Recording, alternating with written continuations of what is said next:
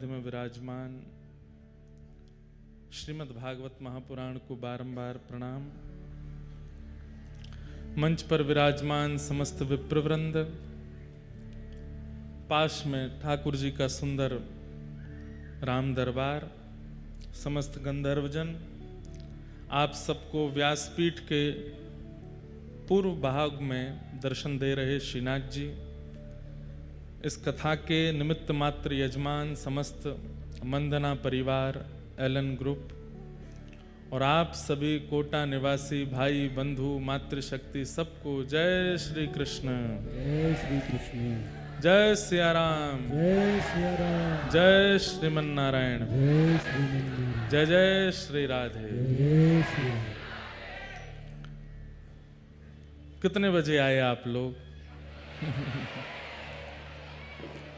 1 बजे? वाह, 1 बजे आए हैं, 12 बजे आए हैं, 11 बजे भी आए हैं। हम कितने बजे आए हैं?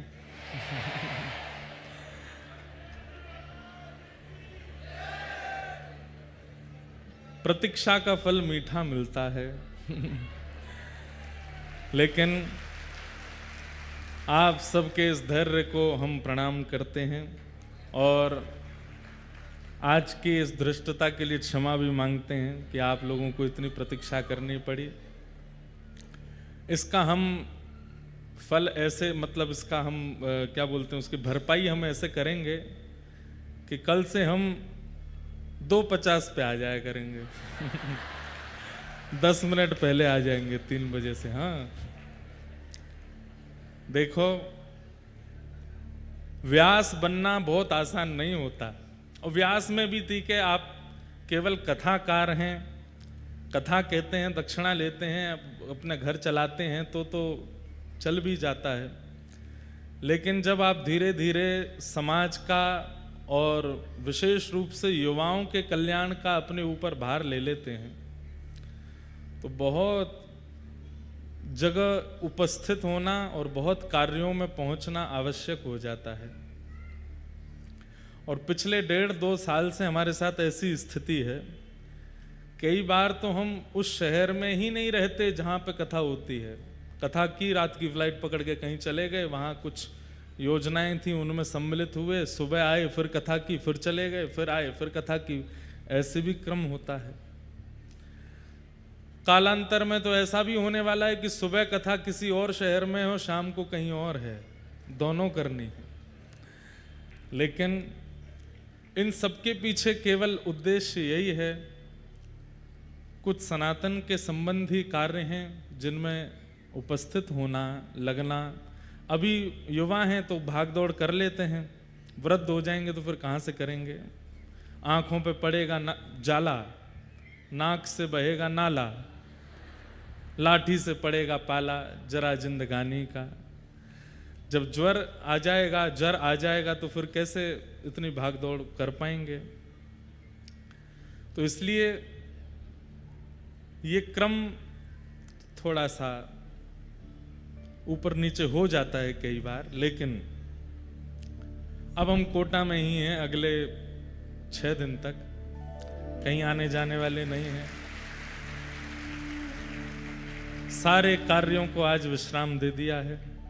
हाँ, जाने का 1 आध दिन नाथ द्वारा जाएंगे रात्रि में वो तो हमारा लोभ है, हम मधुमक्खी हैं और नाथ द्वारा शहद है, वहां तो हमारा लोभ है। जब मुझे पता चला कि यहाँ से 3 घंटे की दूरी पर है, तो हमने कि भैया एक दिन हमको ले चलो। तो बोले हाँ महाराज जी। मैंने कहा रात में चलेंगे, वहीं रुकेंगे, बढ़िया सुबह मंगला ग्वाल के दर्शन करेंगे श्रीनाथ जी के। एक बात कह दें, आप लोगों के लिए वृंदावन शायद यहाँ से 6 घंटे 7 घंटे का रास्ता बाय रोड है। ट्रेन तो बहुत जल्दी पहुंचा देती है, 2.5-3 घंटे लगते होंगे मथुरा पहुंचने में, 4 घंटे 4-5 घंटे तो लगते ही हैं। आप लोगों के लिए तो दोनों मार्ग ही उचित हैं। वहां वृंदावन है और यहाँ श्री गिरिराज जी हैं। 3 घंटा की दूरी पर ही, 4 घंटा की दूरी पर ही सब व्यवस्था है। जब पता चला कि श्रीनाथ जी इतने समीप हैं 3 घंटा की दूरी पर गोविंद देव जी हैं, गोपीनाथ जी हैं, मदन मोहन जी हैं जयपुर में। 3 घंटे की दूरी पर श्रीनाथ जी हैं, सांवरिया सेठ भी पास में ही हैं, और वृंदावन भी 3-4 घंटे, तो बीच में है कोटा। चारों तरफ आपके ठाकुर जी विराजमान हैं। तो ये तो आप लोगों का सौभाग्य है कि इतने समीप आप, अगर हम कोटा निवासी होते, हफ्ता में 2 बार तो नाथ द्वारा जरूर जाते, श्रीनाथ जी का दर्शन करते। हम हैं रामानुज परंपरा के श्री वैष्णव हैं, लेकिन हम ब्रजवासी हैं। ब्रजवासियों का तो हाथ पकड़ करके ठाकुर जी ने इनकी शरण में ले गए थे। परसों जो गोवर्धन लीला थी वो क्या था? हम ब्रजवासियों के मध्य ठाकुर जी प्रकट भय, और प्रकट है करके सब ब्रजवासी इनको हाथ पकड़ करके ले गए। बोले ये गिरिराज महाराज यही हैं आपके कुल देवता, यही हैं आपके इष्ट, इन्हें छोड़ और कोई को मत भजो। लेकिन सौभाग्य है राजस्थान के कि किन्हीं कारणों से हमारे ब्रज के ठाकुर जी राजस्थान आ गए। अजब कुमारी, आहा, मुझे उनका एक पद स्मृति में नहीं है, मैं सुना दूं तो कईयों के तो नेत्र सजल हो जाएंगे। श्रीनाथ जी दर्शन करने के लिए गई गोवर्धन में। जब श्रीनाथ जी विराजते थे, आज से लगभग 500 वर्ष पहले, श्री गिरिराज जी में जब श्रीनाथ जी विराजमान थे, ये श्रीनाथ जी श्रीनाथ तो हैं पर इनका मूल नाम गोवर्धन नाथ है, ये गोवर्धन नाथ ही हैं। और ये श्री यशोदा जी के हृदय के लाला हैं। जैसे चित्रकार अपने चित्त में जो छवि होती है उसको प्रकट करता है, ये छवि किसके चित्त की है? ये यशोदा जी के चित्त की छवि है, लाला की। कथा ऐसी है कि जब ठाकुर जी ने गिरिराज जी धारण किए तो सब ब्रजवासी ठाकुर जी को टकटकी लगा करके देख रहे। लाला, तेने अपनी नेक्सी सी उंगरिया पे इतना बड़ा पर्वत उठा लियो? ठाकुर जी बोले हम बे। जो चर्चाएं हुई ब्रजवासियों की सब आनंद हुआ, लेकिन यशोदा मैया को चिंता हो रही है। क्यों? 7 बरस के मेरे लाला ने इतना बड़ा पहाड़ उठाई लियो, कहीं जे पहाड़ मेरे लाला के हाथ के ऊपर या लाला के ऊपर कोई कष्ट नहीं दे दे। तो यशोदा मैया बार बार जाती हैं, घी लेकर के आती हैं, ठाकुर जी की भुजा पर लगाती हैं। लाला तो को दर्द तो ना है रो? ठाकुर जी के ना मैया, मैं तो बिल्कुल चकाचक खड़ा हूं, और तू मेरे सामने बैठी रहे तो देखता रहूंगा, मुंह में बल आतो रहेगो। 7 दिन 7 रात्रि के गिरिराज धरण लीला उत्सव में ब्रजवासी सोए भी, ब्रजवासी कहीं घूमने डोलवे भी, गिरिराज जी के नीचे डोल भी रहे हैं, लेकिन एकमात्र यशोदा मैया हैं जो टकटकी लगा करके लाला को देख रही हैं और बार बार प्रार्थना कर रही हैं, हे हमारे इष्ट देवता, हे हमारे कुल देवता, हे हमारे पितर देवता, मेरे लाला की रक्षा करियो, मेरे लाला को बल बढ़ाइयो, मेरे लाला को कहीं बल कम नहीं है जाए, कहीं ये गिरिराज नीचे नहीं आ जाए। हे गिरिराज बाबा, तो को इतने लड्डू उनको भोग लगाऊंगी, तो पर इतना दूध चढ़ाऊंगी, तू मेरे लाला के काज रुई के फोआ की तरह है जाइयो, नीचे मत आइयो। जैसे एक मातृ प्रेम वात्सल्य। तो इन 7 दिनों में ये छवि ऐसी बस गई यशोदा मैया के चित्त में, जब ठाकुर जी व्रत छोड़ करके चले गए द्वारिका, 100 वर्ष बाद जब ब्रजवासियों से मिले, तो यशोदा मैया लाला से मिलती हैं। और उस समय सब लोग ध्यान से सुनना, इधर देखो। उस समय ठाकुर जी यशोदा मैया से कहते हैं, मैया मैं तो एक बात पूछूं? हाँ लाला पूछ। मोए ब्रजे छोड़े भय, आपको ब्रजभाषा समझ आ रही है ना? हाँ। ठाकुर जी बोले, मैया मोए ब्रजे छोड़े भय 100 वर्ष से अधिक है गयो। मैं तो यूं जानता हूं कि जब मैं गैया चरा करके लौट के आता और वह समय में भी नेक विलंब है जाता, तो मेरी मैया छटपटाने लगती जैसे बिना जल के मछली। मैं कभी कभी यूं सोचो करता हूं मैया कि जादना में ब्रज छोड़ के जाऊंगा, मेरी यशोदा के तो प्राण निकल जाएंगे, क्योंकि मोए देखे बिना, मोए अपने आंखन के आगे अनुभव किए बिना तो मैया ऐसी है जाए, मैं अगर चलो गए दूर तो मैया को कहा हाल होएगा।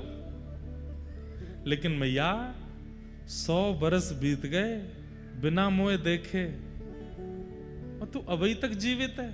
मैया ठाकुर जी करें, भगवान करें, तू तो 1000 वर्ष जीवे, लेकिन मैया मुकु आज ने संशय है रहो है कि कन्हैया ते इतनो प्रेम करवे वारी मैया 100 वर्ष कैसे रह लई मेरे बिना। यशोदा मैया के नेत्र सजल हो गए और यशोदा मैया बोली, लाला मैंने सुनी है तू भगवान है। ठाकुर जी बोले, ना मैया सबके काजे हूं, तेरे काजे तो ना हूं। बोले, अगर तू भगवान है तो हृदय में देखनो आवे, हृदय में झांकनो आवे, कौन के हृदय में कहा चल रहा हो तो पता होगी। बोले, हाँ मेरे हृदय में झांक के देख तो को कुछ दिखेगा। जैसे ही ठाकुर जी ने यशोदा जी के हृदय में देखा तो यही छवि यशोदा मैया के चित्त में खड़ी है। मैया बोली, लाला प्राण तो मेरे वही समय निकल गए होते, ज्यादा ना तू व्रत छोड़ के गयो, लेकिन तेरो ये निगोर और रूप मेरे चित्त में बैठो है। मैं जब जब प्राण त्यागवे के काजे जाऊं तब तब मुझको ऐसा गिरधर स्वरूप दिखाई दे, या स्वरूप के कारण मेरे प्राण बचे हुए, तू या स्वरूप को मेरे चित्त से निकाल दे, मैं अभी प्राण त्याग दूंगी। लाला तू तनते तो चलो गयो, लेकिन मेरे मन में ऐसा बैठ गयो, या स्वरूप के कारण मेरे चित्त में प्राण बचे। ठाकुर जी ने मैया को अंक में भर लिया और यशोदा मैया के उस चित्त के स्वरूप को ठाकुर जी ने अपने चित्त में विराजमान कर लिया। ये स्वरूप जो है ना, ये किशोरी जी के हृदय के ठाकुर जी हैं, गोपियों के हृदय के ठाकुर जी हैं। हाथ में नवनीत लिए जो लड्डू गोपाल हैं, ये नंद बाबा के हृदय के ठाकुर जी हैं। पर एक नक पर गिरिराज जी धारण करके, नीची नजर करके, कमर पर भुजा रख करके जो ये श्री जी बाबा का स्वरूप है गोवर्धन नाथ, ये यशोदा जी के हृदय के ठाकुर जी। कालांतर में जब कलयुग आया तब ठाकुर जी ने मन में विचार किया कि कल की अवतार तो बहुत समय बाद होएगा, लेकिन गिरिराज जी की महिमा बढ़ाने के लिए मुझे कुछ करना तो पड़ेगा।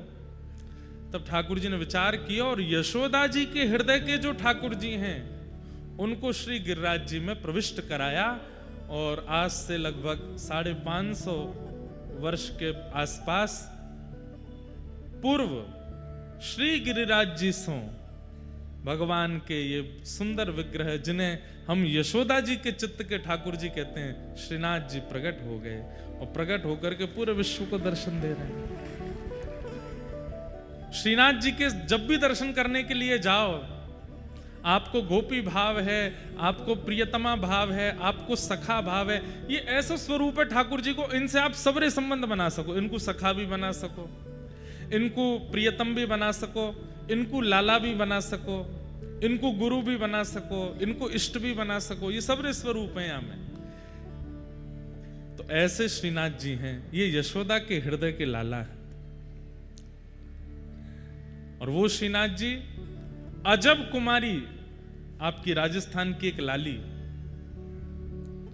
ठाकुर जी के संग चौसर खेलती और ठाकुर जी को जिता देती, खुद हार जाती। लेकिन ठाकुर जी से एक दिन बोली, आज आप हारोगे मैं जीतूंगी। सो ठाकुर जी बात कहने लगे, देख तेरे हाथ जोड़ूं, देख सबरे दर्शनार्थी देखें, मोहिया जिता दे। कभी कभी बंधुओं एक बात बताएं, अपने ठाकुर जी के संग ऐसे खेला करो। कैसे?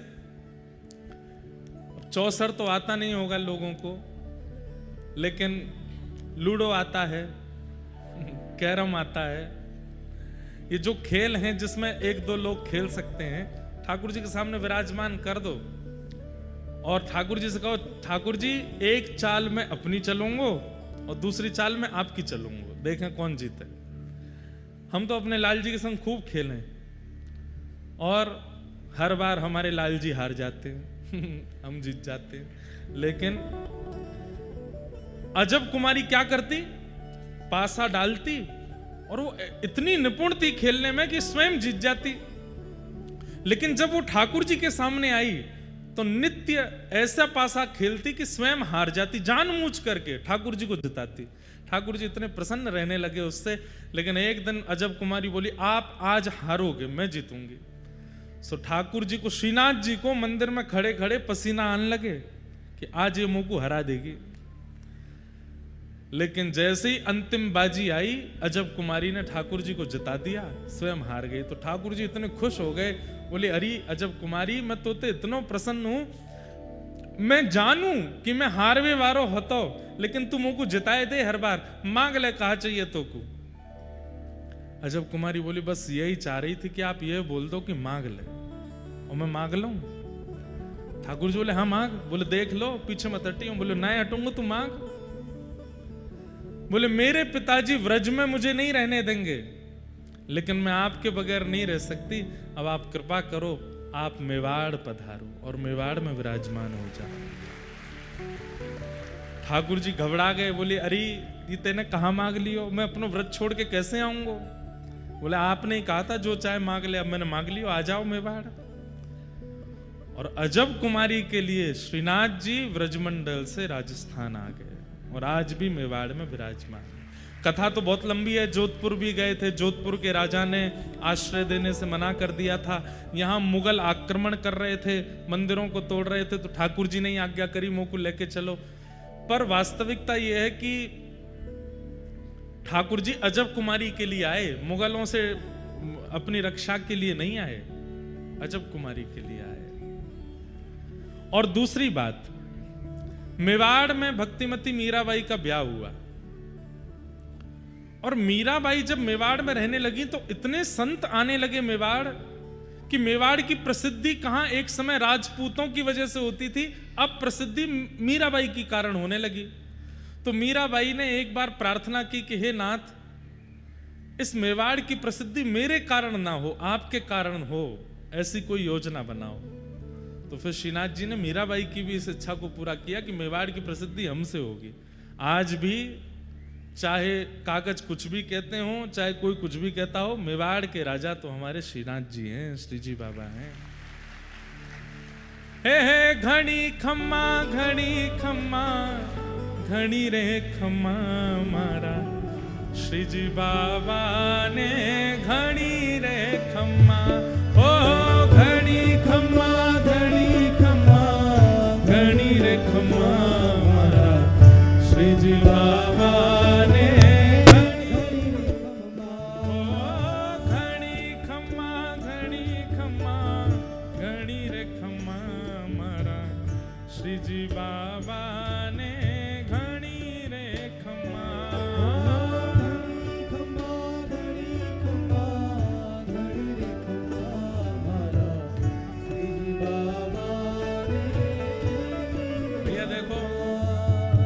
भाषा ब्रज की है, ये भाषा तो आप लोगों की है, राजस्थान के आप लोग हैं, आपको ऊंचे स्वर में गाना चाहिए। गाइए भाव से, हे घड़ी खम्मा घड़ी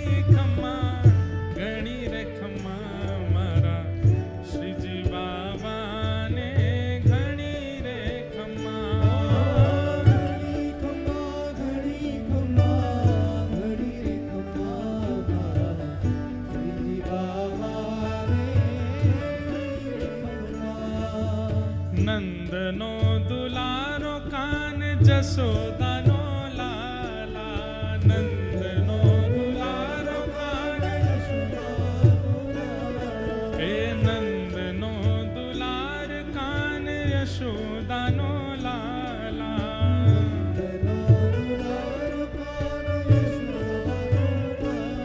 हे व्रजनो व्रजेश कान मेवाड़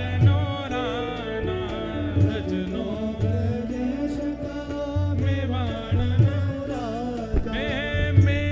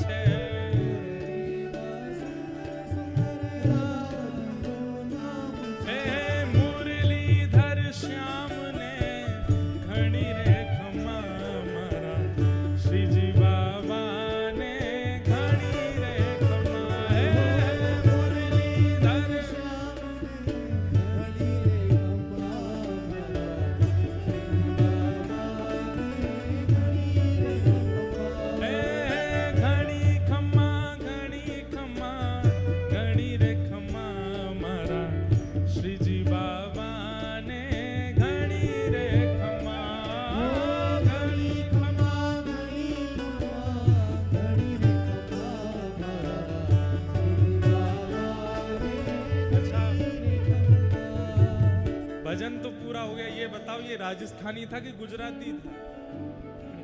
ये 6 शब्द आ रहा है तो हमको लग रहा है गुजराती है शायद। है गुजराती था क्या?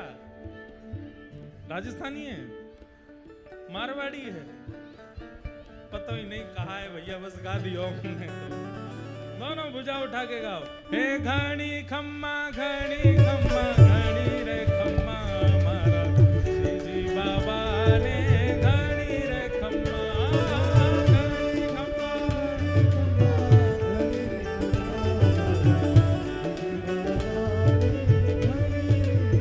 हे घड़ी खम्मा घड़ी रे खम्मा मारा जी बाबा ने घड़ी रे खम्मा।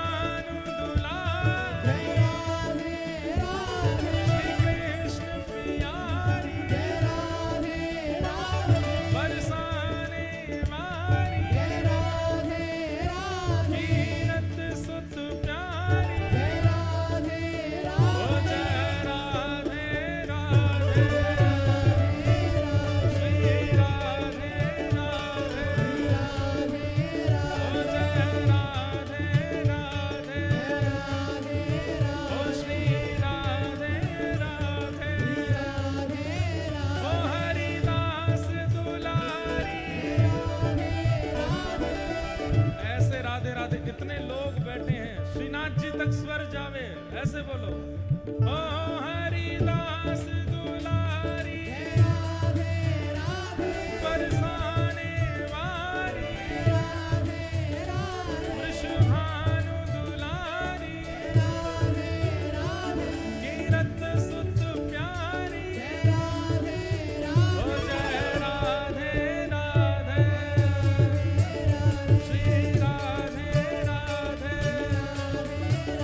जय राधे राधे राधे श्री राधे राधे ओ जय राधे राधे श्री राधे राधे जय राधे राधे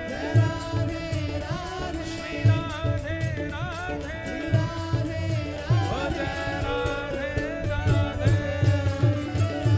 श्री राधे राधे ओ जय राधे राधे ओ जय राधे राधे जय जय श्री राम जय जय श्री राम जय जय श्री राम। बोल श्रीनाथ प्यारे की पूछरी के लौटा की हु प्यारे। क्या बात है बंसी वारे, शाबाश। विराज जाओ सब लोग। घड़ी खम्मा घड़ी रे खम्मा मारा श्री जी बाबा ने घड़ी रे खम्मा घड़ी खम्मा घड़ी रे खम्मा मारा श्री जी बाबा ने घड़ी रे खम्मा। ऐसे श्रीनाथ जी आपके कोटा के थोड़ी दूरी पर ही हैं, तो वहां भी जाएंगे। आइए कथा के कुछ क्रम में हम लोग प्रवेश करें। भागवत जी का प्रथम श्लोक। कल हम लोग महात्म्य सुन रहे थे, अब कथा के प्रथम श्लोक से आज की कथा का प्रारंभ करते हैं। सब लोग नेत्र बंद करके अपने इष्ट का स्मरण करें। सप्ताह कथा का आज से यहाँ प्रारंभ हो रहा है और भाव से इस श्लोक को श्रवण करें। जन्माद्यस्य तोऽन्वयादितरतः चार्थे स्वविज्ञस्वराट् तेने ब्रह्म हृदय आदि कवये मुह्यन्ति सूरयः तेजो वारिमृदां यथा विनिमयो यत्र त्रिसर्गो मृषा धाम्ना स्वेन सदा निरस्नकुहकं सत्यं परं धीमहि सत्यं परम धीमहि। बंधुओं, श्रीमद् भागवत जी ऐसा ग्रंथ है, और ग्रंथ नहीं है, श्री कृष्ण है। आप लोग ये बिल्कुल विचार मत कीजिएगा कि आप कोई ग्रंथ, कथा, पोथी सुनते हैं। साक्षात कृष्ण का शब्द स्वरूप है। और वस्तु का प्रारंभ, वस्तु का मध्य और वस्तु का अंत उसकी सुंदरता और उसकी योग्यता का प्रतिपादन करता है। जैसे मिठाई, मिठाई का प्रारंभ होता है कि मिठाई देखने में कैसी है, देखने में सुंदर होनी चाहिए, प्रारंभ। दूसरा होता है मध्य, जब वो जिह्वा पर आवे तब कैसी है, स्वाद। और फिर उसका होता है अंत, जब वो भीतर प्रविष्ट हो जाए तो संतुष्टि का अनुभव होना चाहिए, तभी वो मिष्ठान या कोई भी पदार्थ खाने वाला उचित माना जाता है। राजस्थान में तो एक से एक बढ़कर के सामग्रियां बनती हैं। कोटा की कचौड़ी कोई बिना प्याज लहसुन वाली बना के लावे तो हम खा लेंगे, पर आप इतने लोग मत लाना, नहीं तो अगली बार कोटा में व्यासपीठ बड़ी बनानी पड़ेगी, हम इतने भारी हो जाएंगे। सीधी बात, व्यंजन का दर्शन सुंदर हो, आधी तृप्ति उससे होती है।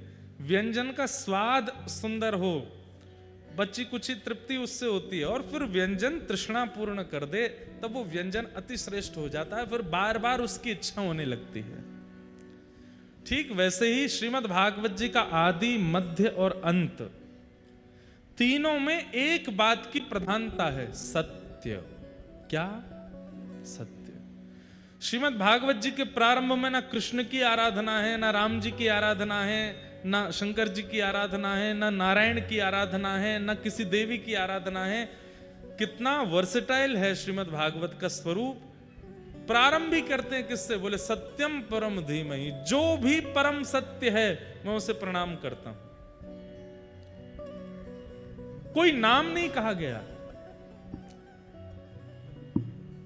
अगर कोई कहे कि हम तो अन्य पंथ के हैं, अन्य मजहब के हैं, हम भागवत जी कैसे सुने? आइए देखिए, श्रीमद् भागवत जी में किसी एक देव का प्रारंभ में नाम नहीं है। सत्यम परम धीमहि, और सत्य को सब वंदन करते हैं। चाहे आप किसी भी पंथ के हो, मजहब के हो, जाति के हो, बिरादरी के हो, कोई भी हो, सत्य का वंदन सब करते हैं। इसलिए भागवत जी सबके लिए हैं। इस बात का प्रमाण वेदव्यास जी ने प्रारंभ में सत्य को वंदन किया। सत्यम परम धीमहि।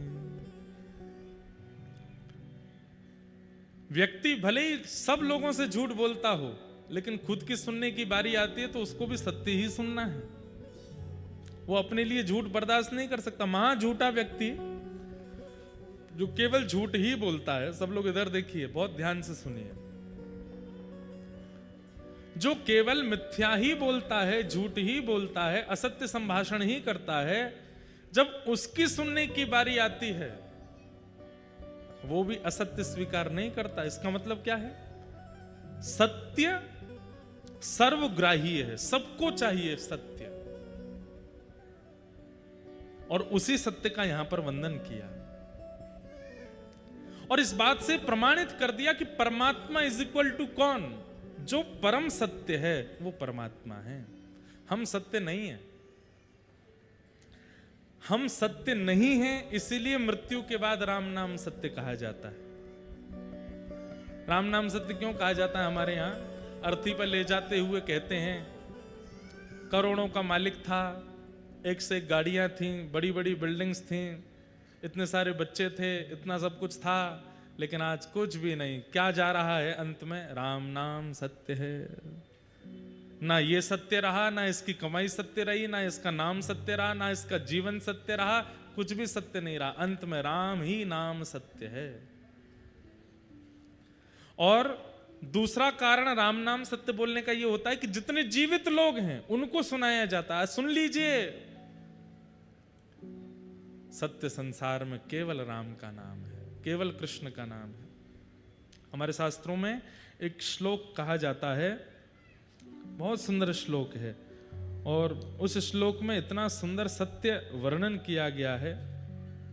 कहते हैं कि धनानि भूमौ पशवश्च गौष्ठे भार्या गृहे द्वारि जनश्मशाने तेहश्चितायां परलोक मार्गे धर्मानुगो गच्छति जीव एक। देखो, जैसे पहाड़ों में लिखा रहता है ना, सावधानी हटी दुर्घटना घटी, ऐसी कथा में भी लिखवाऊंगा मैं आगे से। सावधानी से कथा सुनिए, नहीं तो दुर्घटना होगी। दुर्घटना क्या होगी? जीवन के कई प्रश्नों के उत्तर हम एक क्षण में दे जाएंगे, कोई भी व्यास, और वो शायद आपका प्रश्न बहुत दिनों से था और उसका उत्तर हमने दे दिया, लेकिन आप उस समय इधर उधर देख रहे थे, तो फिर घटना तो घट जाएगी ना। इसलिए बहुत सावधानी से सुनो। धनानि भूमौ पशवश्च गौष्ठे। शास्त्र आज्ञा करते हैं कि धन जहां है वहां रखा रह जाएगा, भले ही आपने जीवन भर खून पसीना, एक रातों की नींद उड़ाई है उस धन को कमाने के लिए, लेकिन जब जाएंगे तो वो धन इतनी दया नहीं करेगा कि मेरे लिए बेचारे ने इतनी मेहनत की, इसके साथ तो जाऊं मैं ना। धनानि भूमौ पशवश्च गौष्ठे। अपनी ड्रीम गाड़ियां खरीदी, जो भी कुछ कमाया जीवन में, लिया नया नया, वो भी केवल अपने गराज में खड़े रह जाएंगे। वो भी नहीं आएंगे कि भाई चलो हमारे स्वामी जा रहे हैं, हम भी चलें साथ में। आप कहेंगे महाराज जी ये तो सब निर्जीव हैं। निर्जीवों की बात मत करो, जीवितों की बात करो। तो शास्त्र आज्ञा करते हैं धनानि भूमौ पशवश्च गौष्ठे भार्या गृहे द्वारी। पत्नी घर के द्वार तक जाती, जिसके साथ फेरे लिए। देखो, कथा ना सत्य बोलती है। कथा में वक्ता, भले ही दंपति सामने बैठे हैं, पति पत्नी कथा सुन रहे हैं, फिर भी यहां सत्य ही बोला जाता है और सबको सुनना पड़ता है। पति के जाने पर या पत्नी के जाने पर, पत्नी जाए तो पति तो चला जाता है शमशान तक, पर पत्नी नहीं जाती। पत्नी घर के द्वार तक जाती, उसके आगे नहीं जाती। क्यों? आपने तो फेरे लिए थे, ब्याह किया था, जन्म जन्म साथ रहेंगे, मरेंगे जिएंगे साथ में, फिर भी पत्नी घर के द्वार से आगे नहीं जाती। आप कहेंगे महाराज जी पत्नी तो आई थी 25 साल के बाद, 25 साल पहले जो मेरे साथ थे वो तो मेरे साथ जाएंगे। तो कहते हैं जनश्मशाने, वो भी केवल शमशान तक जाते। कहां एक कील लगने पर, थोड़ी सी चोट आ जाने पर पूरा घर भागता था, अरे बाबू को लग गई, लगाओ इसको, कुछ चोट लग गई, ये हो गया वो हो गया, ठीक करो, ये नहीं होना चाहिए वो नहीं होना चाहिए, डॉक्टर साहब इसको ठीक करो। और उसकी मृत्यु हो जाने पर वो भी केवल शमशान तक साथ जाते हैं, उसके आगे नहीं जाते। आप कहेंगे महाराज जी 25 साल तक शरीर के लोग साथ में थे, लेकिन ये देह, ये शरीर तो मां के गर्भ में मेरे साथ में था, ये शरीर तो सबसे पहले से मेरे पास है। तो देहश्चितायाम, देह भी केवल चिता तक जाता है, और जल करके वायु वायु में मिल जाती है, जल जल में मिल जाता है, अग्नि अग्नि में मिल जाती है, पंचभूत जो हमारे अंदर हैं सब बिखर जाते हैं, सब अपना अपना अंश लेकर के चले जाते हैं। ये नरक स्वर्ग या वैकुंठ गया कौन? शरीर तो यहीं जल गया। और वो जीवात्मा गई भी तो उसको लेके गया कौन, उसके साथ गया कौन? तब शास्त्राज्ञा करते हैं, देहश्चितायाम परलोक मार्गे धर्मानुगो गच्छति जीव एक। उसने जीवन में जितनी बार राम नाम कहा, जितनी बार कृष्ण नाम कहा, जितनी बार राधा नाम कहा, जितनी बार नारायण कहा, वो समस्त भगवान नाम एक साथ प्रकट हो जाते हैं। जितने राम उतने राम प्रकट हो जाएंगे, जितने कृष्ण उतने कृष्ण प्रकट हो जाते हैं, जितने नारायण उतने नारायण प्रकट हो जाते हैं, और फिर सब एक रूप धारण करके हाथ पकड़ते हैं, चलो अब आगे की यात्रा पर चलो। वो नाम से नामी प्रकट हो जाता है, वो नामी साथ जाता है। नामी मतलब ईश्वर।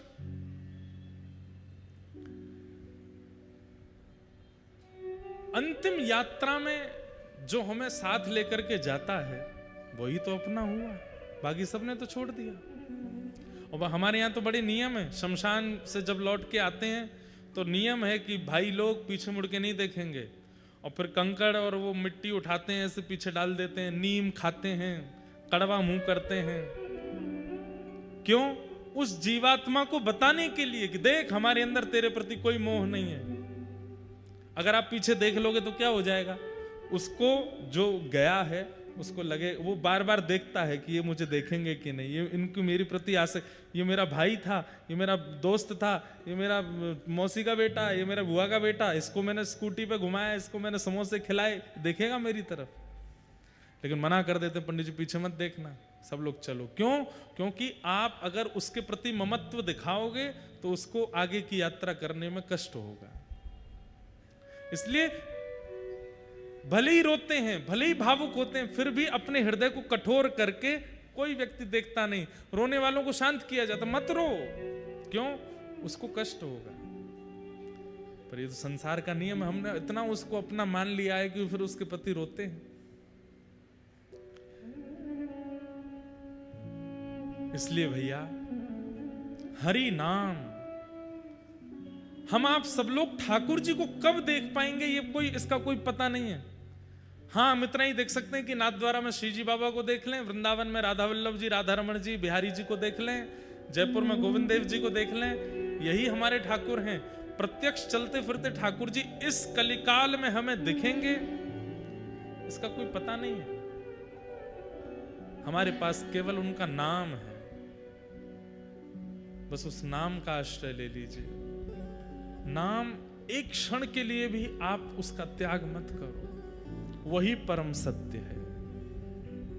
उसी परम सत्य नाम को यहां पर प्रणाम किया गया है। सत्यम परम धीमहि, हम नाम को वंदन करते हैं। जिस नाम के सहारे, जिस नाम के आश्रय से प्रहलाद ने भगवत प्राप्ति की, मीरा ने भगवत प्राप्ति की, सूरदास ने भगवत प्राप्ति की, कुम्मन दास ने भगवत प्राप्ति की, वही नाम हमारा आश्रय है।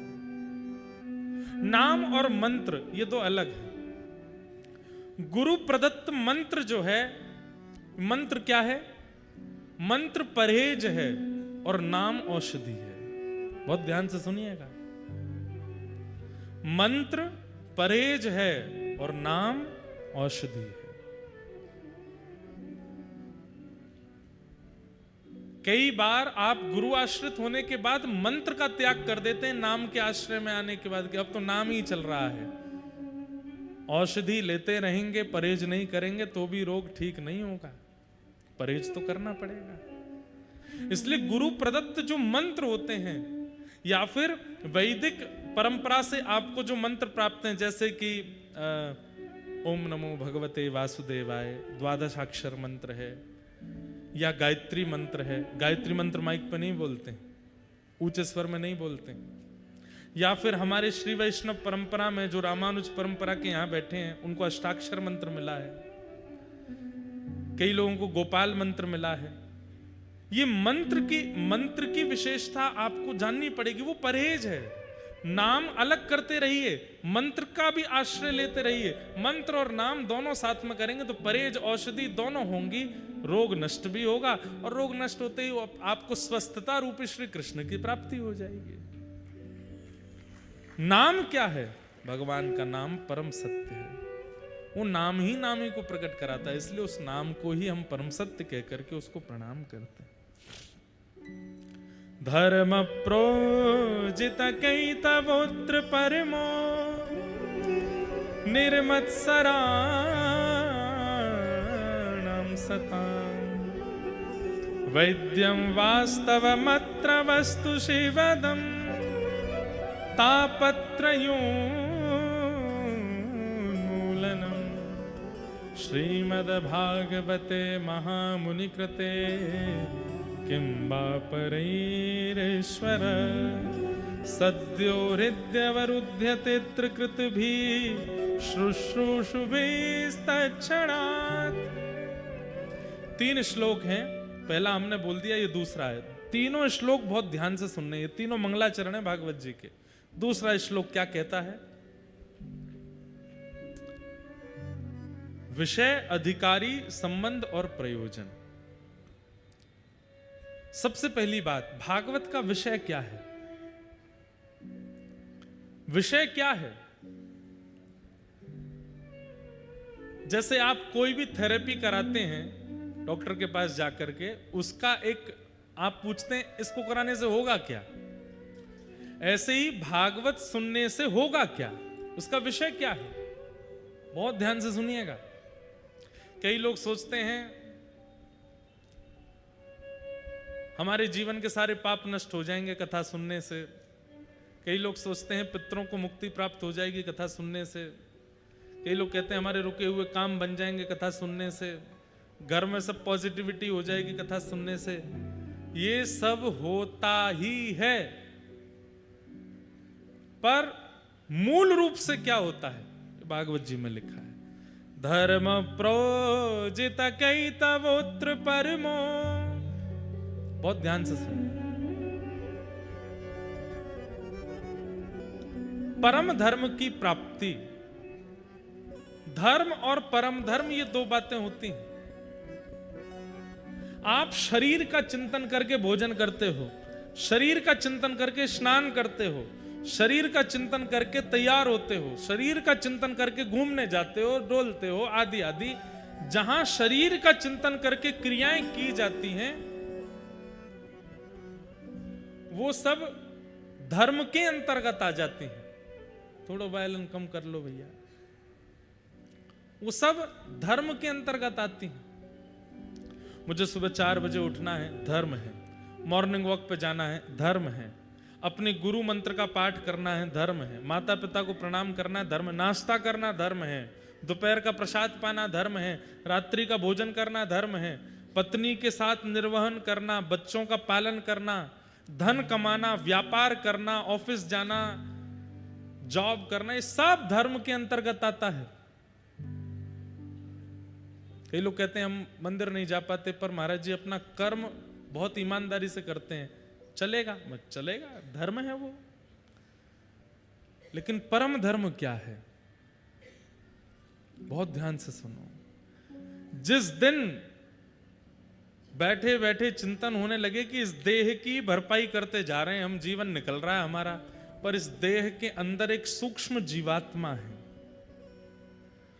वो जीवात्मा अपना कल्याण हमसे करवाना चाहता है, जो हम ही हैं। वास्तव में हम कौन है? वो आत्मा है जो इस शरीर के अंदर बैठी है। उस आत्मा का मुझे उद्धार करना है, उस जीवात्मा का मुझे कल्याण करना है। और इस विचारधारा से जब आप जीवन जीने लग जाएंगे तो वो परम धर्म कहलाएगा। समझ में आवे बात तो ही ताली बजाओ, नहीं तो नहीं बजानी है। सुनो, अभी सुन लो। अभी बाउंसर गई है, अभी देता हूं। अभी ऊपर से निकल गई है बात। आपके सामने अभी मन कर गया कि कचौड़ी खानी है मुझे। ये आत्मा ने नहीं बोला है, ये किसने बोला है? देह ने बोला है। देह कह रहा है कचौड़ी खानी है। आप कचौड़ी खाने चले गए, खा के आहा आनंद आ गया, वाह क्या सब्जी थी, चटनी थी, आनंद आ गया, स्वाद मिल गया, बढ़िया मजे आ गए। ये देह का सुख है। मुझे इतने रुपए तो कमाने ही है, कोटा में एक बंगला बनाना है, ऐसा करना है, वैसा करना है, ये गाड़ी लेनी है। ये कौन सोच रहा है? ये देह सोच रहा है, आत्मा नहीं। लेकिन एक दिन मन में विचार आया सब कुछ है पास में या कुछ भी नहीं है पास में, लेकिन मन में आया कि भाई सब खा लिया, सब कमा लिया, सब कुछ कर लिया, चित्त को शांति से नहीं मिल रही। चलो क्या आधी रात में चलो गिरिराज जी की परिक्रमा लगाने जा रहे हैं। अब देह को सुख नहीं है गिरिराज जी की परिक्रमा में, शरीर को बिल्कुल सुख नहीं मिलता। जो लोग गिरिराज जी की परिक्रमा लगाते हैं नियमित रूप से उनसे पूछो, जब प्रारंभ होती है तब बड़ा आनंद आता है, वाह चल रहे हैं महाराज, चलते चलते चलते चलते आधी हो जाती, भैया कितनी और बची है अभी तो भैया आधी भैया, अभी तो बड़ी परिक्रमा पूरी, अब छोटी और है अभी, चलो छोटी में। हे गिरिराज धरण, हे गोवर्धन नाथ, हे हमारे श्री राधा रानी, जल्दी पूरी कराओ। अंतिम पड़ाव 3 किलोमीटर, हे भगवान ये 3 के 300 मीटर क्यों नहीं हो गए? ये 3 किलोमीटर कितने भारी पड़ते। शरीर को सुख नहीं है परिक्रमा में, क्यों? क्योंकि शरीर को तो पीड़ा होती है, शरीर को तो छाले पड़ते हैं, शरीर तो थकता है, शरीर तो वहां परेशान होता है, शरीर की अनुकूलता नहीं होती परिक्रमा में। दौड़ते हारते जैसे तैसे बस ये पहुंच गए, जैसे ही पहुंचे, जय हो हे गिरिराज बाबा, अब लंबे आमेंगे, 6 महीना बाद आमेंगे, अब तो है गई बस। क्यों? शरीर। लेकिन परिक्रमा पूरी होते ही एक अद्भुत सुख का अनुभव होता है, वो सुख शरीर को नहीं होता, शरीर तो पीड़ा में है, वो आत्मा को होता है, वही परम धर्म है, वो परम धर्म कहलाता है। चलो ये तो मैंने कहीं दूसरी बात बताई, एक प्रैक्टिकल बात बताता हूं। कथा में आना ये धर्म नहीं है। शरीर की अगर मानोगे तो शरीर क्या बोलेगा, अरे YouTube पे आ रही है लाइव, चल के जाओ, फिर वहां पर रजिस्ट्रेशन करवाओ, फिर पास मिलेगा, फिर उसके बाद बैठो, अच्छे ब्याज जी हैं 2 बजे बुला लेते हैं, स्वयं 5 बजे आते हैं, वहां बैठे रहो चुपचाप, कभी भजन चल रहे हैं, कभी कुछ चल रहा है, कभी बैठे रहो, कभी कोई कहीं से उठ रहा है, कभी कोई कहीं से प्यास लगे तो फिर बाहर जाओ, फिर अंदर आने के लिए मगजमारी करो, हे भाई मेरी जगह पे तू कैसे बैठा। इतनी हड़कम, शरीर कहता जान दे सबको, यहीं बैठे रहो। ये रजिस्ट्रेशन पता है क्यों हो रहे हैं? जो वास्तव में शरीर धर्म में रहते होंगे वो आएंगे ही नहीं। मैं सोचेंगे कहा करना वहां जाके, यहीं घर पे ही सुन लेंगे, यूट्यूब पे आ ही रही है कथा। लेकिन जिनके हृदय का परम धर्म बोलता है वो रह नहीं पाते। कहते भाई रजिस्ट्रेशन करवाना पड़ेगा, पास लेनी पड़ेगी, मगजमारी करनी पड़ेगी, 1 बजे जाके बैठना पड़ेगा तभी आगे जगह मिलेगी। बैठेंगे लेकिन जाएंगे। 1 बजे से लेकर 6 बजे तक प्रतीक्षा करेंगे, 6:30 तक प्रतीक्षा करेंगे, 7:30 तक प्रतीक्षा करेंगे। किसके लिए? कि व्यासपीठ पर व्यास जी बैठ करके जब अपने शब्द सुनाने प्रारंभ करेंगे, क्या मिल रहा है आपको? कुछ भी तो नहीं। कोई कचौड़ी तो फेंकना रहो ऊपर से, रसगुल्ला तो लुटाना रहो। काय को बैठे हो इतने आराम से, इतने ध्यान से, इतने धैर्य पूर्वक, इतने आनंद में? जब मैं यहाँ प्रवेश करा मुझे तो डर लग रही थी, मैं 2-4 तो यूं घुर्रामेंगे। बढ़िया आए व्यास जी, इतनी देर लगा दी। हम पायलट से कहे मैंने जल्दी उड़ाए दो यार, वो महाराज जितनी स्पीड है उतनी तो चलूंगा मैं। लेकिन जब यहाँ आए तो सबके मुख पे ऐसी प्रसन्नता, धैर्य था। उससे पहले भले ही नहीं रही होगी, लेकिन आने के बाद तो आई। ये क्या है? किसके लिए? देह तो इतनी किसी की नहीं सुनता। मान लीजिए कि किसी एक्टर का कार्यक्रम होता, वो 5 घंटा लेट आता, लोग बाग पुतले जला देते बाहर जाके। हमने इसलिए बुलाया था कोटा, लेकिन आप सब लोग धैर्य पूर्वक बैठे, आनंद से बैठे, और सबके मुखमंडल देखो कितने प्रसन्न हैं। कई होंगे बहुत जरूरी काम होंगे, कई झूठ बोल के आए होंगे, कई ऑटो में लटक के आए होंगे, कोई किसी से लिफ्ट लेके आया होगा। कैसे कैसे आए आप सब लोग? सबकी अपनी अपनी जिम्मेवारियां हैं, सबका अपना घर है, सबका अपना व्यापार है, पर सब छोड़ करके किसके लिए आए? देह के लिए तो नहीं आए, आत्मा के लिए। यही परम धर्म है। यहां पर आप देह चिंतन नहीं कर रहे हो, यहां पर आप आत्मचिंतन कर रहे हो। यहां पर बस वो शब्द जो यहां प्रकट हो रहे हैं, वो कीर्तन जो यहां प्रकट हो रहा है, वो लीलाएं कथाएं जो यहां प्रकट हो रही हैं, वो देह को सुख नहीं दे रही हैं, वो चित्त को सुख दे रही हैं, वो आत्मा को सुख दे रही हैं। यही परम धर्म है। और भागवत जी का यही उद्देश्य है कि सुनने वाला व्यक्ति एक स्थिति में आकर के देह के अभिमान का त्याग करके अपने आत्मचिंतन का विचार करे और आत्मचिंतन की क्रियाओं में लग जाए, फिर वही करे जिससे आत्मा को सुख मिले, यही भागवत का मूल विषय है। मीराबाई कहती हैं, मैं तो गोविंद रा गुण गासूं, राणा जी रूठे तो मने काय करसी। अरे आप कहती हैं कि राणा रूठता है, राजा रूठता है, आपका देवर आपके ऊपर विष पहुंचाता है, कभी शेर को पीछे छोड़ देता है, कभी आपको मरवाने के षड्यंत्र करता है। अरे इससे अच्छा तो नाम गाना छोड़ दो। अरे नाम गाना छोड़ दूं? एक व्यक्ति रूठेगा, एक व्यक्ति नाराज होगा, इसके लिए मैं नाम छोड़ दूंगी? चरणामृत रा नैम हमारा, चरणामृत रा मैं तो नित उठ दर्शन पासूं, मैं तो नित उठ दर्शन पासूं। ओ राम नाम रा जहाज चला स्या, राम नाम रा जहाज चला, मैं तो भव सागर तर जासूं, मैं तो भव सागर तर जासूं। ये राणा कौन है जिसके लिए मीराबाई कह रही है शरीर? अरे ये रोएगा, इसको दर्द होगा, ये चिल्लाएगा, ये भूख के मारे व्याकुल होगा, इसके लिए मैं कथा सुनना बंद कर दूं? इसके लिए मैं गिरिराज जी जाना बंद कर दूं? इसके लिए मैं सत्संग करना बंद कर दूं? अरे ये चाहे रोए, चाहे बिलखे, चाहे इसका जो हो, मैं तो गोविंद रा गुण गासूं, राणा जी रूठे तो मने काय करसी। मैं तो गोविंद रा गुण गासूं, राणा जी रूठे तो मने काय करसी। इसे कहते हैं परम धर्म। जहां देह की चिंता नहीं करते आप, शरीर की चिंता नहीं करते, अपने आत्मा का चिंतन और उस आत्मा के कल्याण का चिंतन आपको व्याकुल करता है।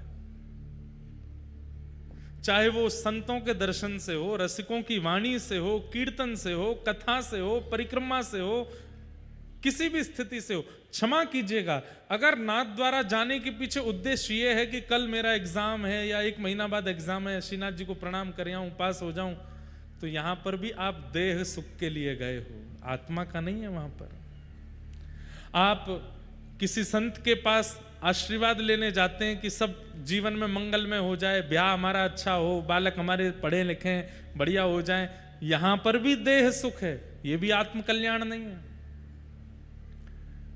वृंदावन हो, जगन्नाथपुरी हो, नाथद्वार हो, कहीं भी आप जाते हैं और वहां पर सूक्ष्म एक ये भाव आ जाता है आपके चित्त में कि मेरा ये काम बन जाए या ये हो जाए या ये हो जाए, वो सब देह सुख में आ जाता है, वो फिर आत्म कल्याण नहीं है। कोई आपसे पूछे श्रीनाथ जी क्यों जा रहे हो, बोले पता नहीं, बस मन कर रहा है देखने का, ये आत्म कल्याण है। बस श्रीनाथ जी को देखना है, अपने चित्त में विराजमान करना है, एक झलक उनकी दिख जाए बस, मैं उन्हें ना दिखूं वो मुझे दिख जाए बस। किस लिए? अपने चित्त को शांति देने के लिए, चित्त को सुख देने के लिए। वही परम धर्म है और भागवत जी का वही विषय है। आज सुबह जब मैं जा रहा था तो भक्तमाल जी पढ़ता हुआ जा रहा था, एक इतने सुंदर राजा की मैंने कथा पढ़ी उसमें। बंधु नित्य एक नियम बना लीजिए, जैसे कई आजकल के युवा नॉवेल्स पढ़ते हैं, बुक्स पढ़ते हैं, इंस्टाग्राम चलाते हैं, फेसबुक चलाते हैं, एक सदग्रंथ पास में रखा करो, उसमें से भले एक पेज पढ़ो जरूर, इतना सुख मिलेगा आपको, ऐसी ऊर्जा मिलेगी आपको और इतना कुछ नया मिलता है कि बस आनंद आ जाता है। तो एक राजा की कथा पढ़ रहा था, जगन्नाथपुरी के एक राजा थे। कहते हैं कि नित्य जगन्नाथ महाप्रभु का महाप्रसाद उनके यहां आता था। ध्यान से सुनना, महाप्रसाद आता था और राजा जगन्नाथ जी से इतना प्रेम करते थे कि प्रेम से महाप्रसाद आते ही पहले दंडवत प्रणाम करते थे प्रसाद को और फिर उसको स्वीकार करते थे। बंधुओं, एक आपको हम नियम बता दें, चाहे एकादशी हो चाहे आपका कोई भी व्रत हो, किसी भी तीर्थ का यदि प्रसाद घर आता है तो प्रसाद के प्रति नियम कैसा होना चाहिए। मान लीजिए कि कोई प्रसाद लेके आया, कहीं का भी प्रसाद लेकर के जैसे ही आवे सबसे पहले तो प्रसाद को प्रणाम करो और प्रणाम करके तुरंत, चाहे आपके लाख करोड़ काम चल रहे हैं, सबसे पहले प्रसाद का डिब्बा खोल करके थोड़ा ही सही ले करके अपने मुख में डाल लीजिए। चाहे एकादशी है चाहे कुछ है, उसके प्रति अन्न बुद्धि मत रखो, उसको पाओ तुरंत। शास्त्रों में कहते हैं, आपने कहा अच्छा प्रसाद रख दीजिए थोड़ी देर में पाऊंगा, अगले क्षण प्राण निकल गए तो नहीं पा पाओगे, अगले क्षण का भरोसा है। जैसे ही प्रसाद दिखे तो दौड़ करके जाना चाहिए, बोले पहले पवा दो, कहीं मेरे प्राण निकल रहे हो, उससे पहले जगन्नाथ जी मेरे भीतर चले जाएं। प्रसाद का मतलब जिस तीर्थ का प्रसाद आया वो तीर्थ के ठाकुर जी ही आए हैं प्रसाद में बैठ के, उनको तुरंत स्वीकार करना चाहिए। चैतन्य महाप्रभु कहते हैं महाप्रसादे गोविंदे, जगन्नाथ महाप्रभु का जो भात प्रसाद है उसका एक एक तिनका जगन्नाथ जी का स्वरूप है। तो राजा का नित्य नियम था, जैसे प्रसाद आता तो प्रणाम करते, उसको पाते और फिर अपने क्रिया में लगते। लेकिन आज वो अपने एक मित्र के साथ में चौसर खेल रहे थे और चौसर में ऐसी बाजी चल रही थी कि अब अगली बाजी में पता चल जाएगा कि राजा हार रहा है कि जीत रहा है। तो राजा को तो अपनी जीत प्यारी, तो पासा मल रहे थे, उसी समय महाप्रसाद आया। जैसे ही महाप्रसाद आया तो पंडित जी रोज आते महाप्रसाद लेकर के, राजन जगन्नाथ महाप्रभु का महाप्रसाद आया। तो राजा इतना ज्यादा ध्यान लगा करके खेल रहा था, उसने एक हाथ में पासा लिया, महाप्रसाद को प्रणाम किया और फिर रुकिए अभी लेता हूं, और फिर से पासा खेलने लगे। तो पुजारी जी को नित्य का नियम तो पता था राजा का, लेकिन आज का जो व्यवहार था ये पुजारी जी को अच्छा नहीं लगा। बोले बताओ पासा इतना जरूरी है, वो चौसर इतना जरूरी है कि महाप्रसाद को कह दिया रख दो, पाएंगे। थोड़ी देर तो पुजारी जी वहां खड़े रहे, लेकिन राजा हंस हंस करके खेल रहा था, इतना मगन था उसमें। पुजारी जी प्रसाद वापस ले गए अपने साथ। जब खेल पूरा हुआ, राजा जीत गया, हंसा, उठ करके अपने मित्र को हृदय से लगा, आज तो बड़ा आनंद आया खेल में, बड़ा बढ़िया। थोड़ी देर बातचीत हुई, मित्र जब चले गए तो राजा ने तुरंत पूछा वो महाप्रसाद आया था कहाँ है? तो सैनिकों ने बताया पंडित जी खड़े रहे थोड़ी देर, पता नहीं, फिर ले गए अपने साथ। राजा दौड़ करके गए पंडित जी के पास, बोले आज आप महाप्रसाद वापस क्यों ले आए? तो पंडित जी की आंखें लाल पड़ी थी, बोले कि राजन ये महाप्रसाद कोई अन्न नहीं है, कोई दाल भात नहीं है, कोई सामग्री नहीं है, साक्षात जगन्नाथ जी हैं। और जगन्नाथ जी किसी के द्वार पर आते हैं और जिसके द्वार पर गए हैं वो दूसरे कार्य में व्यस्त है। जगन्नाथ जी किसी के यहाँ ऐसे खड़े होकर के प्रतीक्षा नहीं करेंगे, इसलिए मैं उनको वापस ले आया, तुमने अपराध किया। तो राजा को इतना आत्मग्लानि हुई, अपराध बोध हुआ कि मैंने ऐसा क्यों किया। तो राजा ने, अब 2-3 दिन हो गए प्रसाद पावे नहीं, सोवे नहीं, उसको आत्मग्लानि हो रही है। ब्राह्मणों की कुछ टोली अपने यहाँ बुलाई और आज सुबह ही मैंने ये कथा पढ़ी, इसलिए सुना रहा हूं। तो सब ब्राह्मणों से पूछे, अगर कोई व्यक्ति द्वार पर खड़े ठाकुर जी का अपमान कर दे, अपना नाम नहीं लिया, ये राजा का विवेक देखो, अपना नाम बोलूंगा तो ये लोग अच्छा बात बताएंगे। जैसे कोई व्यक्ति कह दे मेरे से भैया ये अपराध हो गया, तो सामने वाला ये तो कहेगा कोई बात नहीं भैया, सब हो जाता है, ठीक है, सब गंगा जी स्नान कर लो, हो गया सब ठीक, ये प्रायश्चित करा लो, संतों को भोजन करा दो, ब्राह्मण भोजन करा दो। तो राजा बोला अगर मैं कहूंगा कि मैंने अपराध किया तो ये सारे मेरे को कोई ना कोई युक्ति बताएंगे, अपने लिए ना पूछ करके किसी अन्य के लिए पूछता हूं। तो राजा ने कहा अगर किसी के द्वार पर भगवान आए हों और जिसके द्वार पर आए वो व्यक्ति ठाकुर जी का अपराध कर दे, अपमान कर दे, तो उसका दंड क्या होना चाहिए? हमें उसको क्या दंड देना चाहिए, ये बता दीजिए। तो पंडित जी बोले अगर कोई भगवान का अपराध करता है तो राजा को उसका त्याग कर देना चाहिए, चाहे वो प्रजा में से हो चाहे परिवार में से हो, कोई भी हो। ठाकुर जी का अपराध करने वाले को राजा को एक ही दंड देना चाहिए, क्या? उसका त्याग करो। राजा बोले ठीक है, अब आप जा सकते हैं। अब राजा मन में क्या विचार कर रहे हैं, मैंने इस हाथ से अपराध किया, अब मैं इस हाथ का त्याग करूंगा, इसको कटवाऊंगा मैं। कैसे कटवाऊं?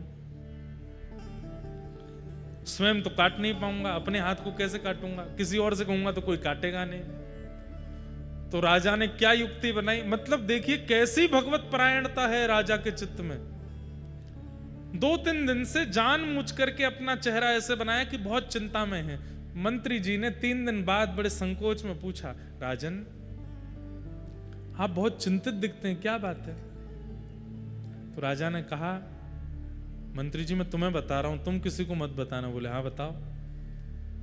रात में एक प्रेत मेरे कक्ष में आता है और उसका रूप स्वरूप नहीं दिखता, तो वो हल्ला करता है और खिड़की में से केवल अपना हाथ मुझे दिखाता है, और उसको देख करके मैं बहुत चिंतित होता हूं, भयभीत होता हूं, सामने आता नहीं है। उसकी मुझे बड़ी चिंता हो रही है, वो क्या करना चाह रहा है मैं समझ नहीं पा रहा।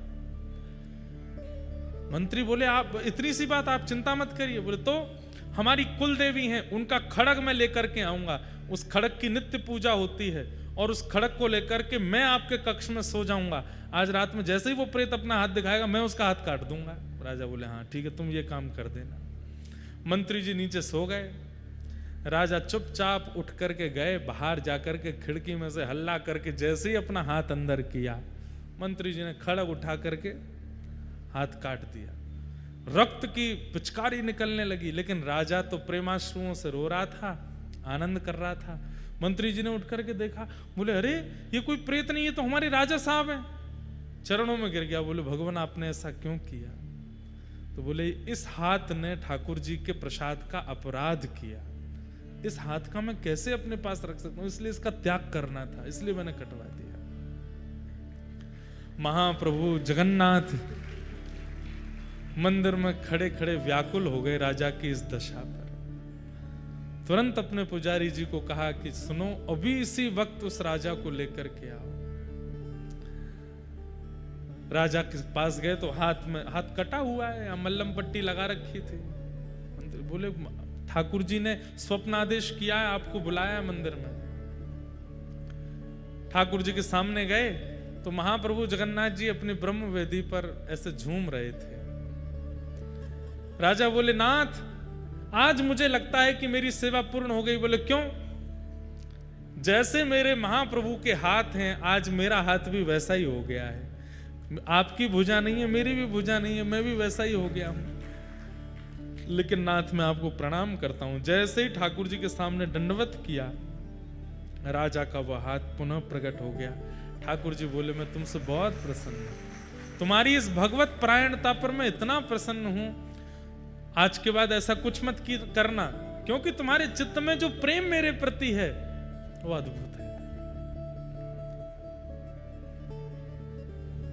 देह का चिंतन यदि व्यक्ति करता है तो धर्माधिकारी माना जा सकता है, लेकिन जब व्यक्ति अपने चित्त का चिंतन करता है और वो चित्त के कल्याण की भावना में सदा लगा रहता है, वही व्यक्ति परम धर्माधिकारी माना जाता है। और श्रीमद् भागवत यही करती है कि धर्म से उठा करके अब परम धर्म की ओर ले जाती है। ये भागवत का विषय है। कथा सुनने वाला व्यक्ति देहाभिमान से उठ जाता है, और उसको चिंता होती है कि मेरे चित्त का कल्याण होना है, मेरी आत्मा का कल्याण होना, और उसके कल्याण के लिए मुझे कुछ करना पड़ेगा। भागवत का विषय। दूसरी बात, भागवत का अधिकारी कौन है? परम धर्म के मार्ग पर चलने के लिए कौन सा ऐसा व्यवहार है जो आपको अपने चित्त में लाना पड़ेगा? बहुत ध्यान से सुनना। चित्त में काम है, क्रोध है, लोभ है, आदि आदि दोष हैं, आलस्य है, क्रोध है, मोह है, रहने दो, कोई बात नहीं। इन सबके सहित भी आप परमाधिकारी बन सकते हो, लेकिन एक दोष ऐसा है, वो अगर आपके चित्त में है तो आप परम धर्म के मार्ग पर कभी नहीं आ पाओगे। मतलब परम धर्म मतलब भक्ति के पथ पर आप कभी नहीं आ पाओगे अगर ये दोष आपके अंदर है तो। कौन सा दोष? निर्मत सराणाम सताम, दूसरे की उपलब्धि से ईर्ष्या होना। ईर्ष्या का दोष यदि किसी के चित्त में है, वो ठाकुर जी का अधिकारी नहीं बन पाता। बंधुओं देखिए, काम, क्रोध, लोभ, अभिनिवेश, अहंता, ममता, चिंता आदि आदि जो दोष हैं, इन सब का पता हमको लगता रहता है और दूसरों से हम इस बात को शेयर भी कर लेते हैं कि मेरे अंदर क्रोध बहुत है, मेरे अंदर काम बहुत है, मेरे अंदर ये दोष बहुत है। लेकिन ईर्ष्या का दोष जो होता है, इसको हम सबसे छुपाते हैं। यहां पर बैठे हर व्यक्ति को किसी से ईर्ष्या होती है। उसकी बात होती है तो आप विचलित हो जाते हैं, उसकी बात मत करो मेरे सामने। उसके बारे में कुछ अच्छा सुन लेते हैं, अरे अब तुम क्या जानो, उसकी सच्चाई तो मुझे पता है, वो तो ऐसा है, वो तो ऐसा है, वो तो ऐसा है, 10 बातें बुरी बोल देते हैं। ये ईर्ष्या का जो दोष है ना, अगर ये आपके चित्त में है तो आप चाहे कितना भी नाम कर लो, कितना भी भजन कर लो, कितनी भी कथा सुन लो, कितना भी आप नियम कर लो, ठाकुर जी आपको कभी नहीं मिलेंगे। भैया, नाम का, कथा का, परिक्रमा का, जप का, नियम का फल क्या है? कि चित्त से ईर्ष्या खत्म हो जाए। अरे हम तो कहते हैं आज ही चिंतन करो, किसका नाम सुन के ईर्ष्या होती है, किस व्यक्ति की बातें सुनकर के ईर्ष्या होती है आपको।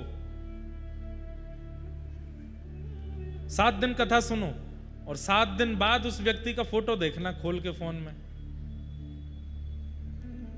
अब ईर्ष्या नहीं हो रही, अब तो अच्छा सा लग रहा है, तो समझ जाओ कथा ने लाभ किया है, कथा ने फायदा कर दिया है।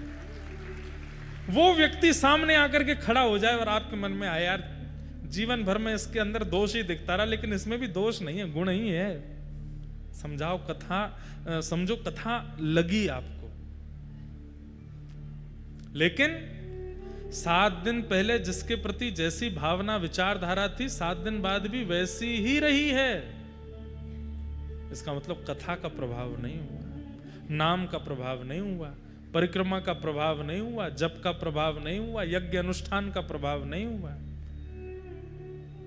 हर कथा, हर परिक्रमा, हर दर्शन, जितनी बार नाथ द्वारा जाओ उतनी बार आपके अंदर परिवर्तन होना चाहिए, उतनी बार आप बदले बदले आने चाहिए लौट करके। तो आपका जाना अच्छा है, साल नहीं तो हफ्ता में 3 बार जाओ, कोई फायदा नहीं।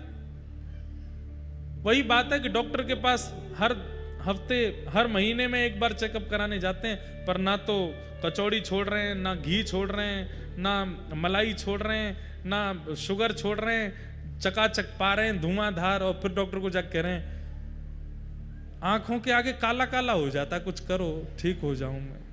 डॉक्टर कहेगा तुम ये नियम तो करते नहीं।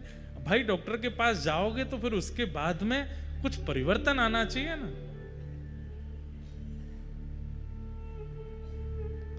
और वो परिवर्तन कैसे आएगा? श्रीनाथ जी के पास जाकर के कह दिया करो, हे श्रीनाथ जी, हमारे कोटा में एक व्यक्ति रहता है, उससे मुझे बड़ी ईर्ष्या होती है, आप कृपा कर दो कि अब के मैं लौट करके जाऊं, उससे मुझे ईर्ष्या ना हो, उससे मुझे प्रेम हो जाए। अपने ईर्ष्यावान व्यक्ति के प्रति प्रेम की भिक्षा ठाकुर जी से मांगो, उससे मुझे प्रेम हो जाए ठाकुर जी, मैं उसके बारे में कभी गलत ना सोचूं। मेरे अंदर क्रोध बहुत बढ़ता जा रहा है, हे श्री जी बाबा कृपा करो, मेरा क्रोध समाप्त कर दो, मुझे किसी की बात बुरी ना लगा करे, मैं सबसे अच्छे से रहा करूं, ऐसे कृपा कर दो। मेरे अंदर द्वेष बहुत आ गया है, मैं द्वेष का शिकार हो गया हूं, हे नाथ जी मुझे कृपा करो। आप ठाकुर जी के सामने जाकर के बोलेंगे, लौट करके जब आएंगे तो 0.1% ही सही पहले से दोष घटेगा। और दोष का घटना, दोष का समाप्त होना, यही कथा, कीर्तन, दर्शन, परिक्रमा का फल है। जिस दिन दोष शून्य हो जाएंगे उसी दिन ठाकुर जी मिल जाएंगे। ठाकुर जी ने देख लियो कि अब चकाचक है गो, अब बढ़िया है गयो है, अब प्रिय हो गया है, अब इसके अंदर कोई दोष नहीं है, ठाकुर जी मिल जाएंगे।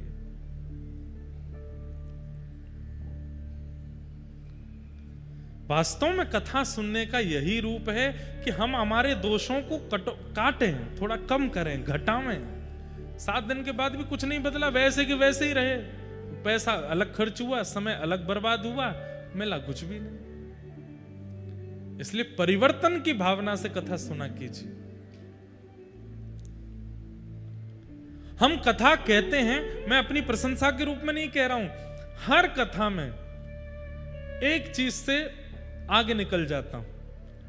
मेरे को पता है कि मेरे अंदर दोष क्या है, ये दोष हैं, ये कमियां हैं, ये सब मुझे पता है। हर व्यक्ति को अपनी कमियां पता होती हैं। हर कथा में विचार करके बैठता हूं कि इस कथा में ये दोष का नाश करना है, इस कथा में ये कमी से थोड़ा ऊपर बढ़ना है। और नाश की बहुत बात की है, थोड़ा ठीक करें, थोड़े से ही आगे बढ़ा जाता है। अपने आप एक दिन देखेंगे कि सारे दोष नष्ट हो गए। अच्छा, सर्व दोष विमुक्त हो गए, इसका क्या प्रमाण है? अब आपके अंदर कोई दोष नहीं बचा, इसका प्रमाण क्या है? दीनता।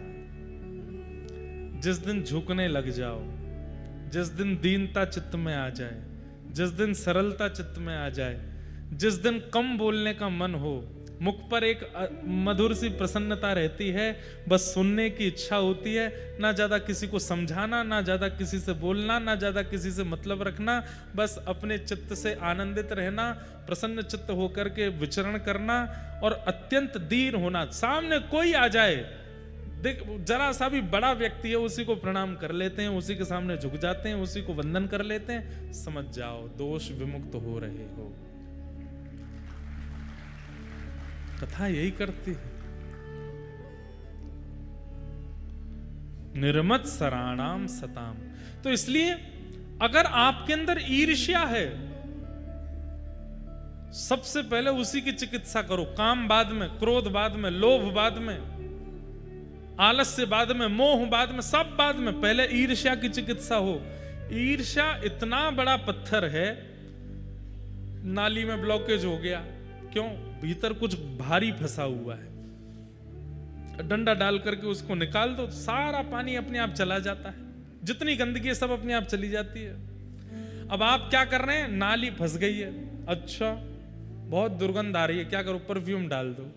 अब परफ्यूम डाल दोगे 5 मिनट के लिए सुगंधी रहेगी, उसके बाद फिर दुर्गंध आएगी। अब भी दुर्गंध आ रही है, अब क्या करें? उसमें तीर्थों का जल मिला दो। अरे भाई, बढ़िया डंडा लेकर के आओ, नाली के भीतर डालो, कुछ फंसा है उसको निकालो, सारा पानी निकल जाएगा, अपने आप स्वच्छ हो जाएगा।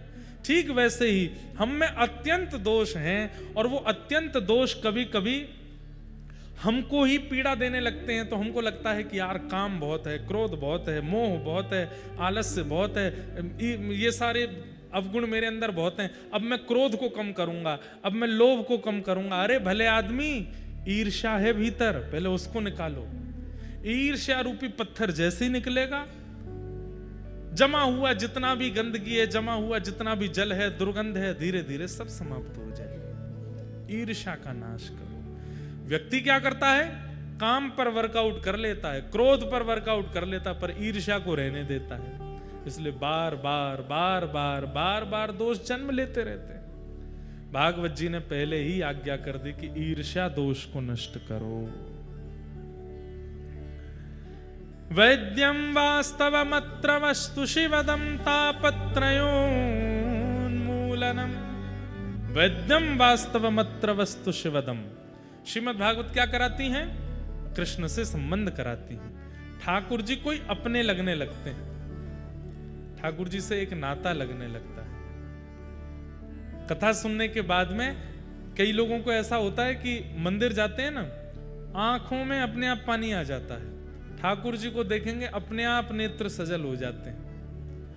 ऐसा जिसके साथ भी होता है, ठाकुर जी को देख के, धाम में जाकर के, वैष्णव को देख करके, कथा में आकर के, या भगवत संबंधी किसी भी चर्चा को सुनकर के नेत्र सजल होते हैं, उसके लिए ये पंक्तियां हैं। क्या? कई जन्मों से बुला रहे हो, कोई तो नाता जरूर होगा, नजरों से नजरें मिला न पाऊं, मेरी नजर का कसूर हो। मीराबाई पूर्व जन्म में माधवी नाम की गोपी हैं। जब मीरा बनकर के आई मेड़ता में, बचपन से उनकी स्थिति ऐसी, कथा में जाती हैं रोती हैं, संतों को देखती हैं रोने लगती हैं, ठाकुर जी का विग्रह देखती हैं तो रोने लगती हैं। उनके घर वाले पूछते हैं मीरा तू रोती क्यों? बोले मुझे ही नहीं पता, इनको देख के रोना आता है बस। क्यों? क्योंकि हम नहीं समझ पाते हैं, पर ठाकुर जी से हमारा पूर्व का कोई नाता है, कोई संबंध है। हम या तो पूर्व जन्म में ठाकुर जी के बहुत अति सामीप्यवर्ती कुछ रहे हैं, ठाकुर जी के सखा रहे होंगे, ठाकुर जी की कोई गोपी रहे होंगे, और नहीं तो गैया रहे होंगे, ठाकुर जी की आसपास घूमने वाली कोई चैंटी रहे होंगे, ठाकुर जी को देखा होगा। इसलिए अब उनकी लीला, चर्चा, गुण ये सब सुनकर के भावुकता होती है चित्त में। क्योंकि हमारा शरीर नहीं जानता, आत्मा तो एक ही रहती है ना। वही चैंटी के अंदर थी, वही गैया के अंदर थी, वही ग्वाल बालों के अंदर थी, और वही आज शरीर के अंदर है। आत्मा थोड़ी बदलती है। उसको पता है कि मेरा इनसे संबंध है। तुम ही तो मेरे माता पिता, तुम ही तो मेरे बंधु सखा हो। गाइए, तुम ही तो मेरे माता पिता, तुम ही तो मेरे बंधु सखा हो। कितने रिश्ते तुम संग मेरे, कोई तो नाता जरूर होगा। कितने रिश्ते तुम संग जोड़े, कोई तो नाता जरूर होगा। कई जन्मों से बुला रहे हो, कोई तो नाता जरूर होगा। कई जन्मों से बुला रहे हैं, कोई तो नाता जरूर। एक राजा थे, उनका नाम था कुलशेखर। क्या नाम था? कुलशेखर। उनका नियम था कि वो राम कथा सुनते थे नित्य। पर राम कथा में सीता जी का हरण का प्रसंग जब भी आता था कथा में, उनकी आंखें लाल पड़ जाती थी, मुख लाल पड़ जाता था, और तलवार अपनी ढूंढने लगते थे, धनुष बाण कहाँ हैं ढूंढने लगते थे। तो पंडित जी समझ गए कि भाई इनके सामने सीता हरण की कथा नहीं कहनी है। तो पूरी राम कथा होती, लेकिन रावण ने सीता जी का हरण किया ये नहीं बोलते थे। वो उसके बदले कुछ बोल देते थे, सीता जी भटक गई, खो गई, लंका पहुंच गई, ऐसे कुछ कह देते थे। एक बार पंडित जी बीमार पड़ गए, उन्होंने अपना बेटा भेजा, बोले तुम कथा सुनाया और राजा को। अब उसको नहीं पता था कि इनके सामने रावण ने सीता जी का हरण किया, ये सुनाना नहीं है। वो तो आंख बंद करके सुनाता चला गया। बोले कि महाराज राम जी तो वन में मृग के पीछे दौड़े, दूर से राम स्वर सुनाई दिया तो लक्ष्मण जी भी दौड़े, लक्ष्मण रेखा बना करके चले गए। इतने में ही लंकापति रावण एक ऋषि का रूप धारण करके आया, भिक्षा मांगने लगा। जैसे ही सीता जी भिक्षा देने आई, हाथ पकड़ करके उसने तुरंत अपने पुष्पक अपने विमान में बिठाया, ले जा करके लंका में उनको बंदी बना लिया। पूरी कथा सुना दी महाराज। राजा के तो आंखें लाल, मुख लाल, हाथ लाल, सब लाल पड़ गए। आज पहली बार उसने सुना था ये प्रसंग कि रावण ने सीता जी का हरण किया। उठ करके कहने लगा, व्यास जी ये रावण कहां रहता है? व्यास जी घबरा गए। लंका में। लंका कहां है? दक्षिण भारत में। तुरंत अपने सेनापति को बुलाया, अपने सब, अब कलिकाल में, और बोला इसी वक्त हमारी जितनी सेना है सबको तैनात करो, सबको धनुष बाण आदि सहित तैयार कर दो और निकल पड़ो दक्षिण की ओर। तो सेनापति पूछने लगे चढ़ाई कहां करनी है? वो लंका के ऊपर। सीता जी का हरण करके ले गया है रावण, उसका वध करके आएंगे।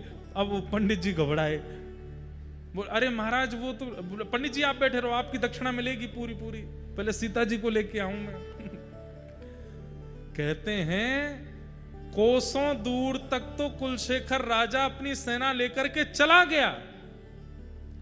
अंत तो गत्वा सेनापति आदि बोले कि इतना धन खर्च होगा, इतनी सेना लेकर के जाना, इनके भोजन प्रसादी के प्रबंध करना, और लंका में रावण वावण कोई है ही नहीं है, और ये महाराज जी लेके जा रहे हैं पूरी सेना, और उनका क्रोध बिल्कुल कम नहीं हो रहा है। रात भर योजना बनाते हैं, लंका का नक्शा कैसा है, हम कैसे प्रवेश करेंगे भीतर, समुद्र पार कैसे करना है, सारी योजनाएं बनाते मंत्रियों के साथ। मंत्री घबराते हैं, बोले कि ये भगवान ये इनका क्या होगा। रात भर मंत्रियों ने बैठ के राम जी से प्रार्थना करी, हे राघव जी अब आप ही हमें बचाओ।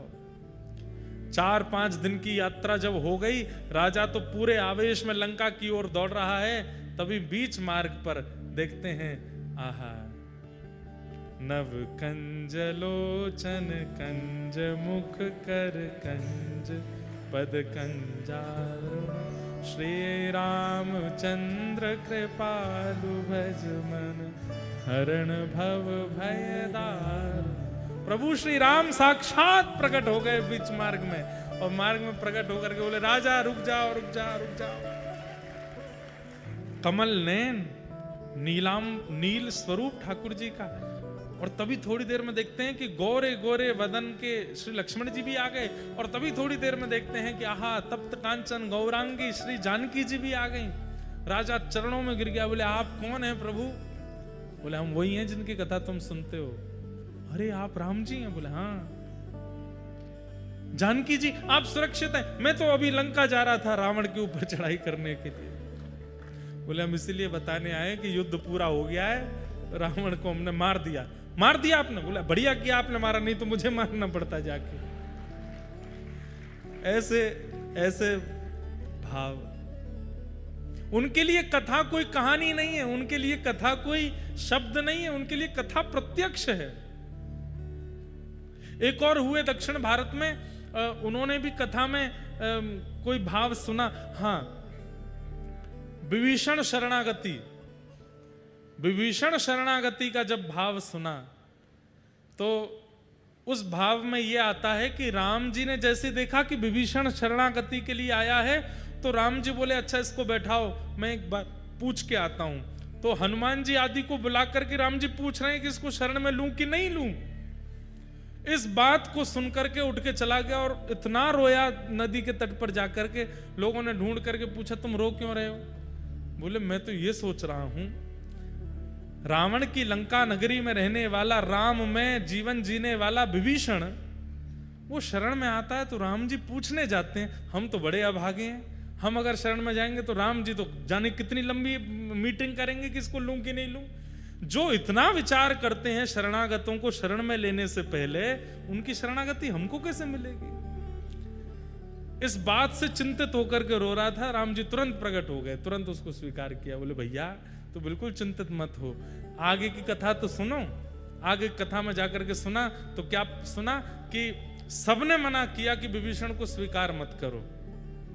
सुग्रीव ने तो स्पष्ट कह दिया, बोले रावण का भैया है, उसके साथ इतने साल रहा है, ये शुद्ध कैसे हो सकता है, इसको स्वीकार मत कीजिए।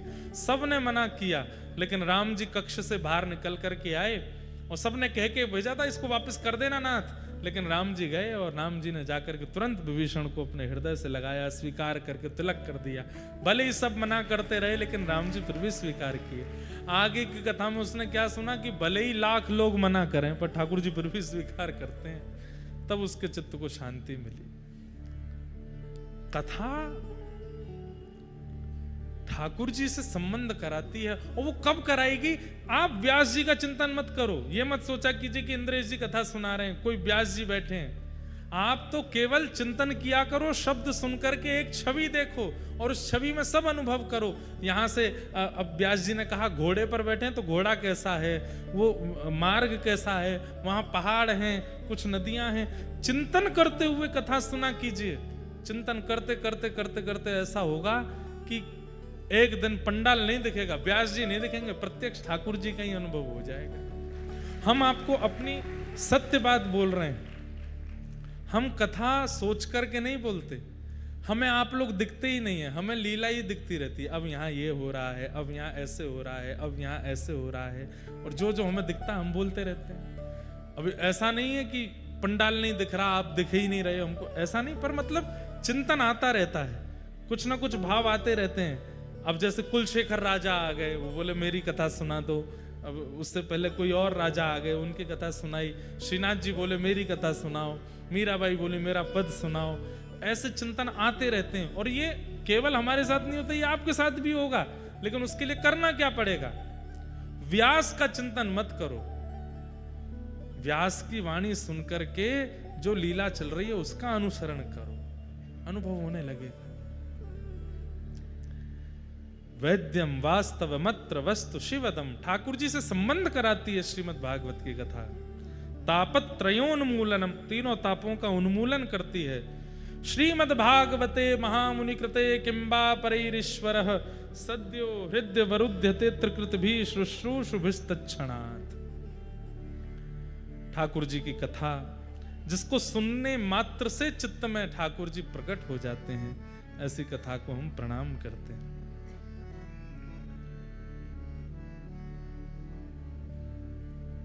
निगम कल्प तरोर गलितम फलम सुख मुखादमृत द्रव संयुतम पिबत भागवतम रसमालयम मुहुरहो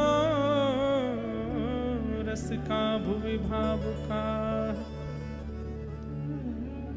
कथा सुनने मात्र से चित्त में ठाकुर जी विराजमान हो जाते हैं, चित्त में आकर के बैठ जाते हैं।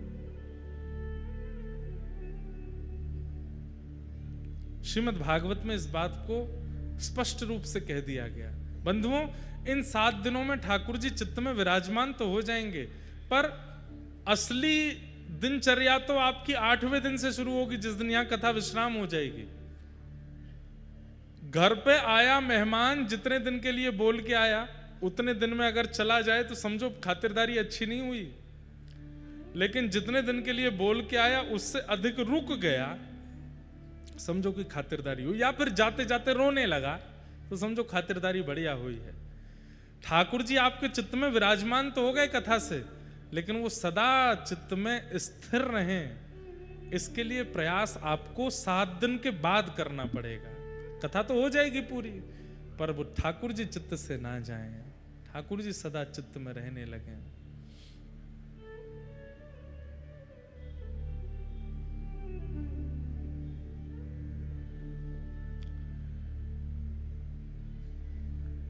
एक पंक्ति हमारे ब्रज में गाते हैं,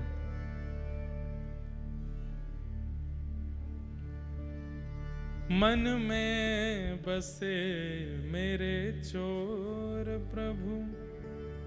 मेरे मन में चोर हैं, काम क्रोध लोभ मोह। मन में बसे मेरे चोर प्रभु, उनको निकालो। ये घर है प्रभु आपका, अधिकार जमा लो। मेरे प्रभु राधारमन, मेरा साथ निभाना। मेरे प्रभु मेरा साथ निभाना। ओ मेरे प्रभु राधारमन, मेरा साथ निभाना। मेरे प्रभु राधारमन, मेरा साथ निभाना। मन में बसे मेरे चोर प्रभु, मेरे मन में बहुत चोर हैं, उनको निकालो। क्यों? चोर कौन है? जो किसी अन्य की वस्तु पर अधिकार जमाता, उसको तो चोर कहते हैं। ये मन इस मन में काम का निवास नहीं होना चाहिए, क्रोध का निवास नहीं होना चाहिए, आदि आदि ये दोषों का निवास नहीं, ये सब तो चोर हैं। इस मन पर वास्तविक अधिकार किसका है? ये घर है प्रभु आपका, अधिकार जमा लो। मेरे प्रभु राधा रमन, मेरा साथ निभाना। मेरे प्रभु राधा रमन, मेरा साथ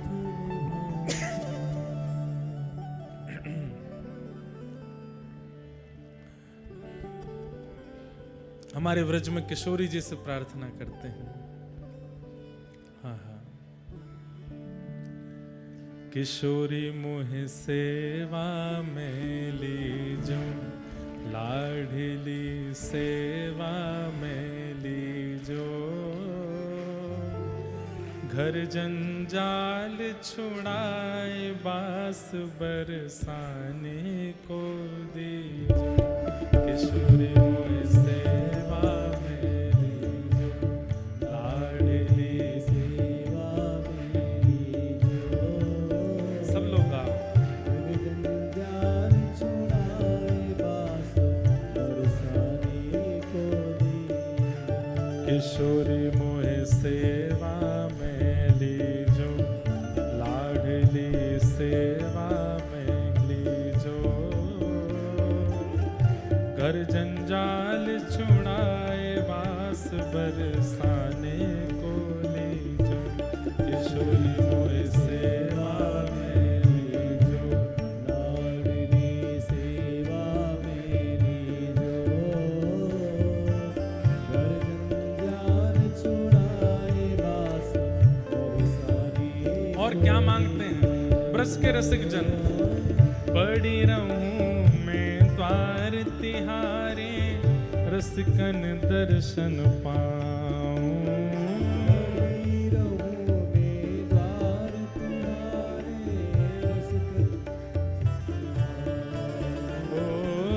पड़ी रहूं मैं द्वार तिहारे, रसिकन दर्शन पाऊं।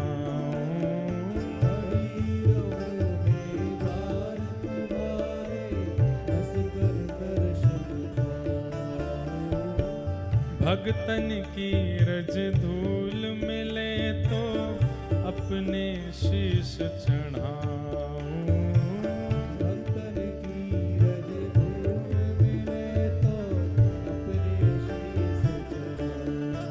ओ भगतन की रज धूल मिले तो अपने शीश चढ़ाऊं।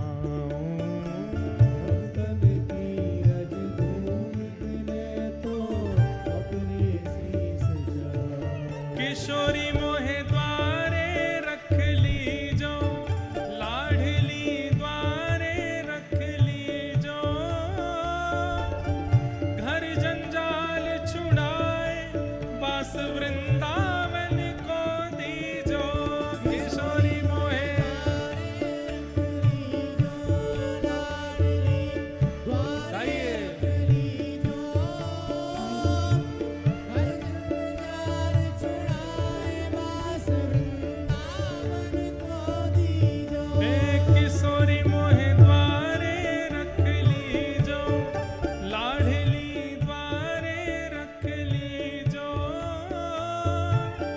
जग जंजाल छुड़ाए, वास वृंदावन को दीजो। किशोरी मोहे द्वारे रख लीजो, लाडली द्वारे रख लीजो। जग जंजाल छुड़ाए, बास वृंदावन। बोल बरसाने वाली की।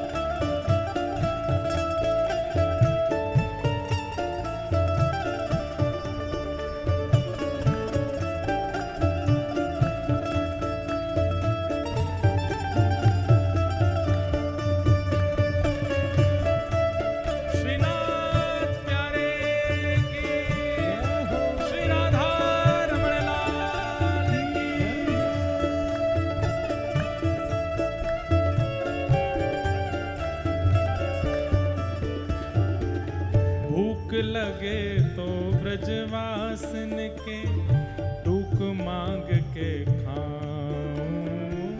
भूख लगे तो ब्रजवासिन के भूख मांग के खाऊं। भूख लगे तो ब्रजवासन के टूक मांग के खाऊं।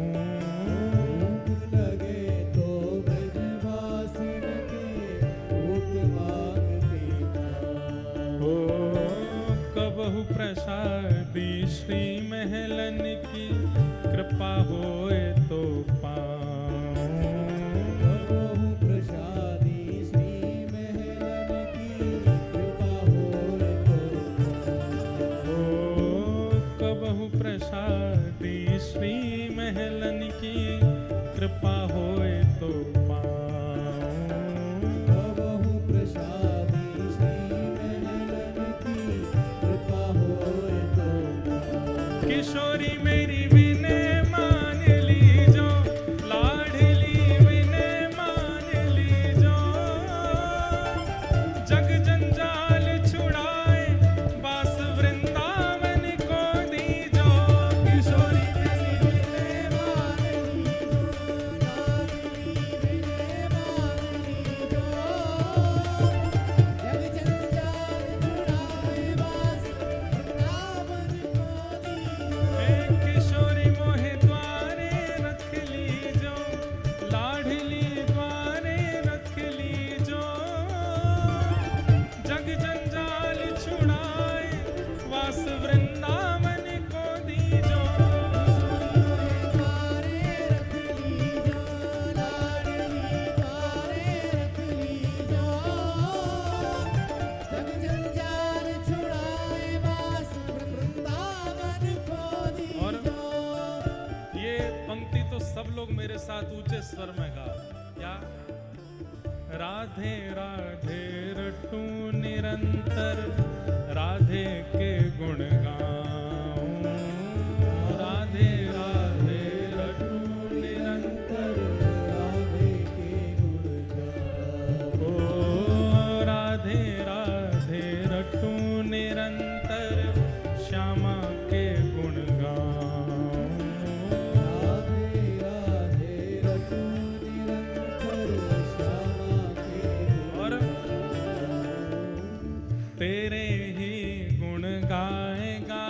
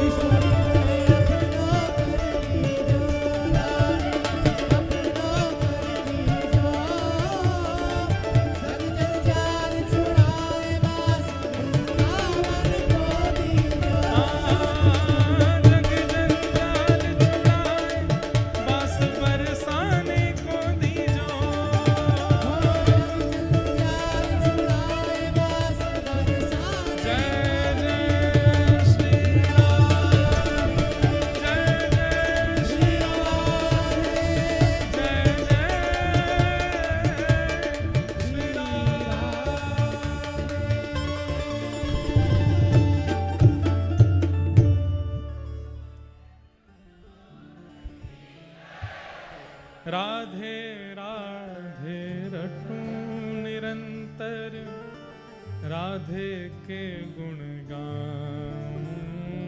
राधे राधे रटूं निरंतर, राधे के गुण गाऊं। तेरे ही गुण गाए गाए मैं तेरो ही हुए जाऊं। तेरे ही गुण गाए गाए मैं तेरो ही वे जाऊं। हे किशोरी मोहे अपनो कर लीजो, लाडली अपनो कर लीजो। जग जंजाल छुड़ाए वास वृंदावन को दीजो। किशोरी मोहे अपनो कर लीजो, लाडली अपनो कर लीजो। जग जंजाल छुड़ाए बास वृंदावन को दीजो। बास बरसाने को दीजो। बरसाने को दीजो। बास गोवर्धन को दीजो। गोवर्धन को दीजो। और ये संभवता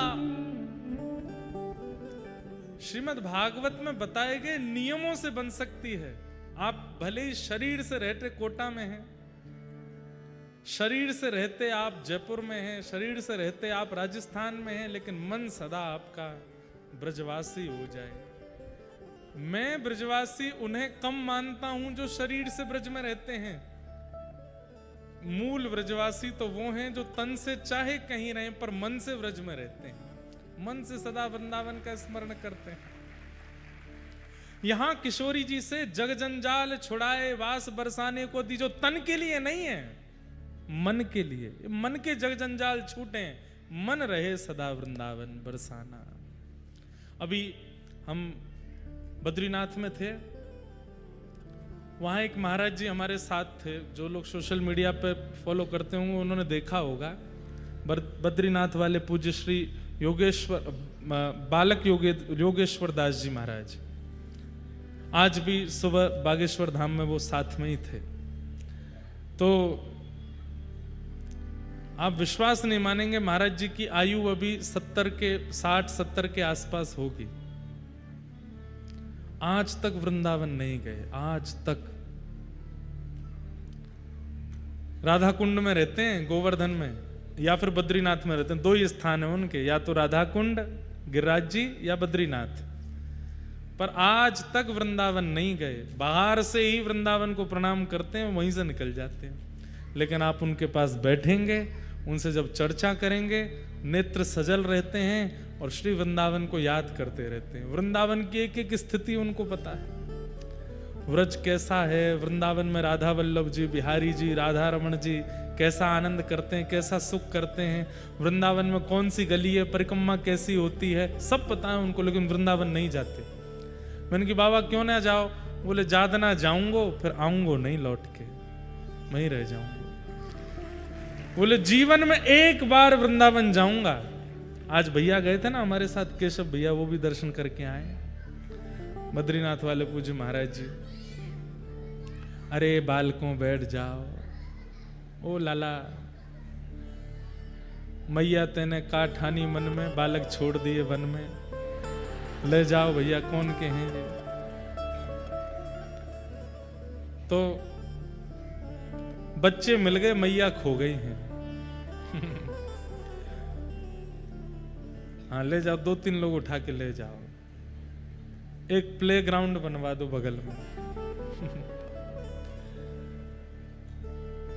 तो क्या बता रहा था मैं? हाँ, तो पूज्य महाराज जी बड़े छुपे रहते हैं, ज्यादा प्रचार में नहीं रहते, पर उनसे आप जब भी वृंदावन की चर्चा करोगे नेत्र सजल हो जाते हैं उनके।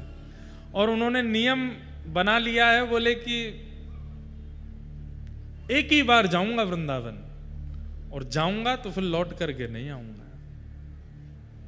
मतलब कहने का अभिप्राय है कि वृंदावन में ही विलीन हो जाऊंगा, फिर वहां से निकलूंगा नहीं बाहर। और प्रतीक्षा कर रहे हैं, बोले कि बस कौन सा दिन आ जाए। अभी कुछ दिन पहले मेरे को फोन किए, बोले महाराज जी केली कुंज वाले प्रेमानंद जी महाराज जी को बोल दीजिए ना, उनकी संसार को बहुत जरूरत है, किडनी की हम व्यवस्था करा दें, हम अपनी दे देंगे, वो रहें, श्री जी आज्ञा करें। श्री जी बात करती हैं, श्री जी कह रही हैं। मैंने महाराज जी आप आ जाओ वृंदावन, एक दिन ले चलूंगा महाराज जी के पास, जब होऊंगा दर्शन करें आना। तो बोले, तो हंसने लगे, बोले हम तो वृंदावन आते नहीं हैं, हम तो वृंदावन जाते नहीं हैं। मैंने कि वो दिन कब आएगा? बोले कि बस जिस दिन आएगा वो अंतिम दिन ही होगा, जिस दिन हम वृंदावन जाएंगे। ऐसे अद्भुत महात्मा हैं। असली ब्रजवासी वो हैं, तन से भले ही वृंदावन नहीं जाते पर मन से पूरे समय वृंदावन में रहते हैं। भक्तिमती मीराबाई 52 वर्ष की आयु में वृंदावन गई। कितने वर्ष की आयु में? आधा जीवन व्यतीत करने के बाद। संख्या हो सकता है ऊपर नीचे होगी, पर मुझे इतना पता है कि अपनी युवावस्था के बाद भक्तिमती मीराबाई वृंदावन गई। वो तो सदा युवा ही थी, सदा बालिका जैसी लगती थी, कि संसार के विकार तो थे नहीं उनमें। इतने वर्षों तक वृंदावन नहीं गई, पर उनको जिसने देखा, उनको जिसने सुना, उनको जिसने अनुभव किया, मीराबाई जिसके सामने पहुंच गई, उसका वृंदावन वहीं प्रकट हो गया, जबकि स्वयं वृंदावन नहीं गई इतने वर्षों तक। इसका मतलब क्या है? व्रज वृंदावन स्थूल रूप में यहां से 7 घंटे की दूरी पर है, पर यदि व्यक्ति अपनी चित्त वृत्ति को ऐसा बना ले तो वह वृंदावन सचल बनकर के चित्त में आ जाता है। और फिर आसपास का औरा, उसके आसपास की स्थिति, उसकी विचारधारा, भावनाएं, चर्चाएं सब वृंदावन बन जाती और वृंदावन युक्त हो जाता है। तो किशोरी जी से यह प्रार्थना शरीर के लिए नहीं है कि जग जंजाल छुड़ाए वास वृंदावन को दीजो, वास बरसाने को दीजो। किशोरी जी से प्रार्थना है मन के जग जंजाल छूट जाएं। कई लोग तन से सब छोड़ देते हैं, तन से स्त्रियों को देखेंगे भी नहीं, पर मन में पता नहीं क्या क्या चलता रहता है। तन से ब्रह्मचारी बने घूमते हैं, पर मन में पता नहीं क्या क्या चलता है। तन से मौन रहेंगे, पर मन में एक मौनी बाबा है,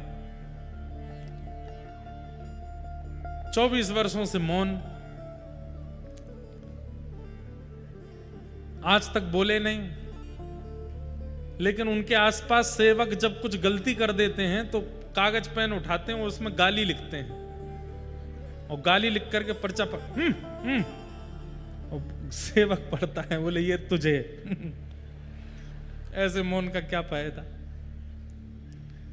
तन से हम बहुत कुछ छोड़ देते हैं, पर जग जंजाल मन में बहुत लगे, मन से छूटे। जग जंजाल छुड़ाए बास वृंदावन को दीजो, किशोरी मेरी विनय मान लीजो, लाडली विनय मान लीजो। जग जंजाल छुड़ाए बास बरसाने को दीजो। एक उड़िया बाबा संत हुए हमारे व्रज में, वो शरीर से कहीं भी रहते थे, पर उनसे पूछो बाबा ठीक हो आप? आज बिहारी जी ने पीले रंग की पोशाक पहनी है, आज बिहारी जी ने लाल लाल लाल रंगों को पटका पहनो है, आज बिहारी जी के मुख पे सिर पे पाग बंधी भई है। किलोमीटरों दूर बैठ करके बिहारी जी का दर्शन करते थे, राधा वल्लभ जी का दर्शन करते थे। सुबह बागेश्वर वाले महाराज जी और हम बैठे तो दोनों बात कर रहे थे। वो बता रहे थे, बोले भैया एक बार हम बद्रीनाथ वहां गए, केदारनाथ। तो बोले तब इतनी प्रसिद्धि नहीं थी, पैदल ही गए नीचे से। तो बोले बीच रास्ते में लगते हैं 1-1.5 दिन लग जाता है पहुंचने में ऊपर। तो बोले साथ में जो थे वो तो आगे निकल गए, मैं थोड़ा पीछे रह गया। तो एक महात्मा आए मेरे बगल में, मैंने कहा अच्छा। फिर वो महात्मा बोले थक गए होगे बालक, आओ चलो मेरी कुटिया पे बैठो। तो छोटी छोटी पगडंडी हैं केदारनाथ की, अब तो बढ़िया बन गई। बोले वो ले गए मुझे अपने मंदिर में, हनुमान जी का मंदिर। संत जनों से इसलिए मिलने में सुख मिलता है, उनसे ऐसी अद्भुत अद्भुत बातें, ऐसे अद्भुत अद्भुत चमत्कार, ऐसे चमत्कार नहीं कहेंगे, भगवत कृपा।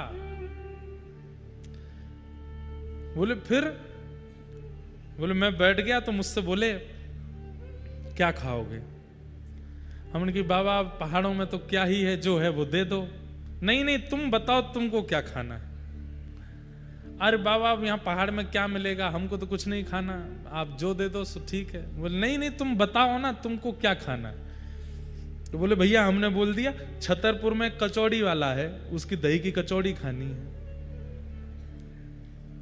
बोले मैंने भी मजाक में बोल दिया। बाबा बोले रुको, भीतर गए, बोले भैया वो आज भी कचौड़ी देता, उस पर टोकन रख के देता है, ऊपर टोकन में संख्या लिखी रहती है। मैंने अच्छा।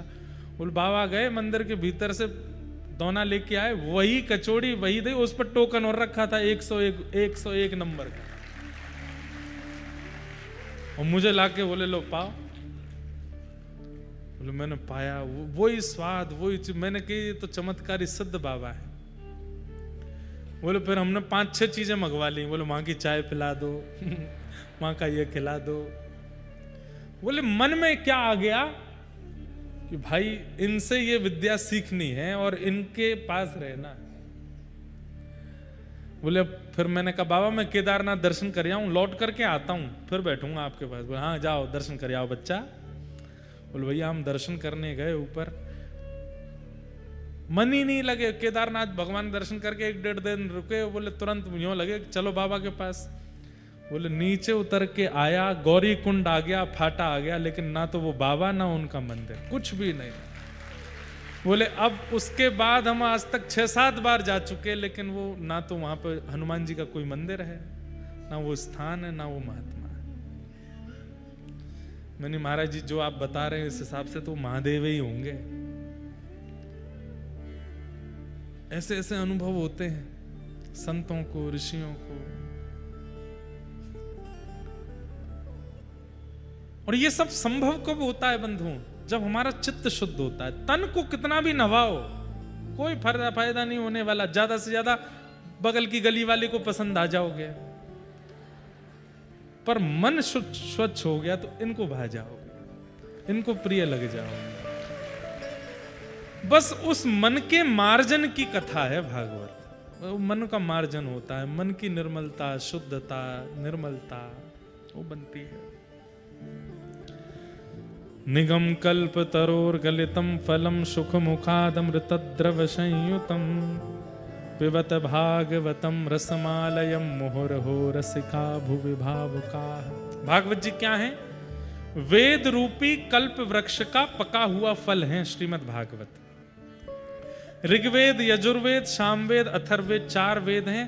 ये वेद रूपी वृक्ष है और वृक्ष में एक फल है सबसे मीठा, उसका नाम है भागवत। यानी कि वेद वृक्ष हैं, वृक्ष का फल भागवत है। भैया फल जो होता है ना वो वृक्ष का सार होता है।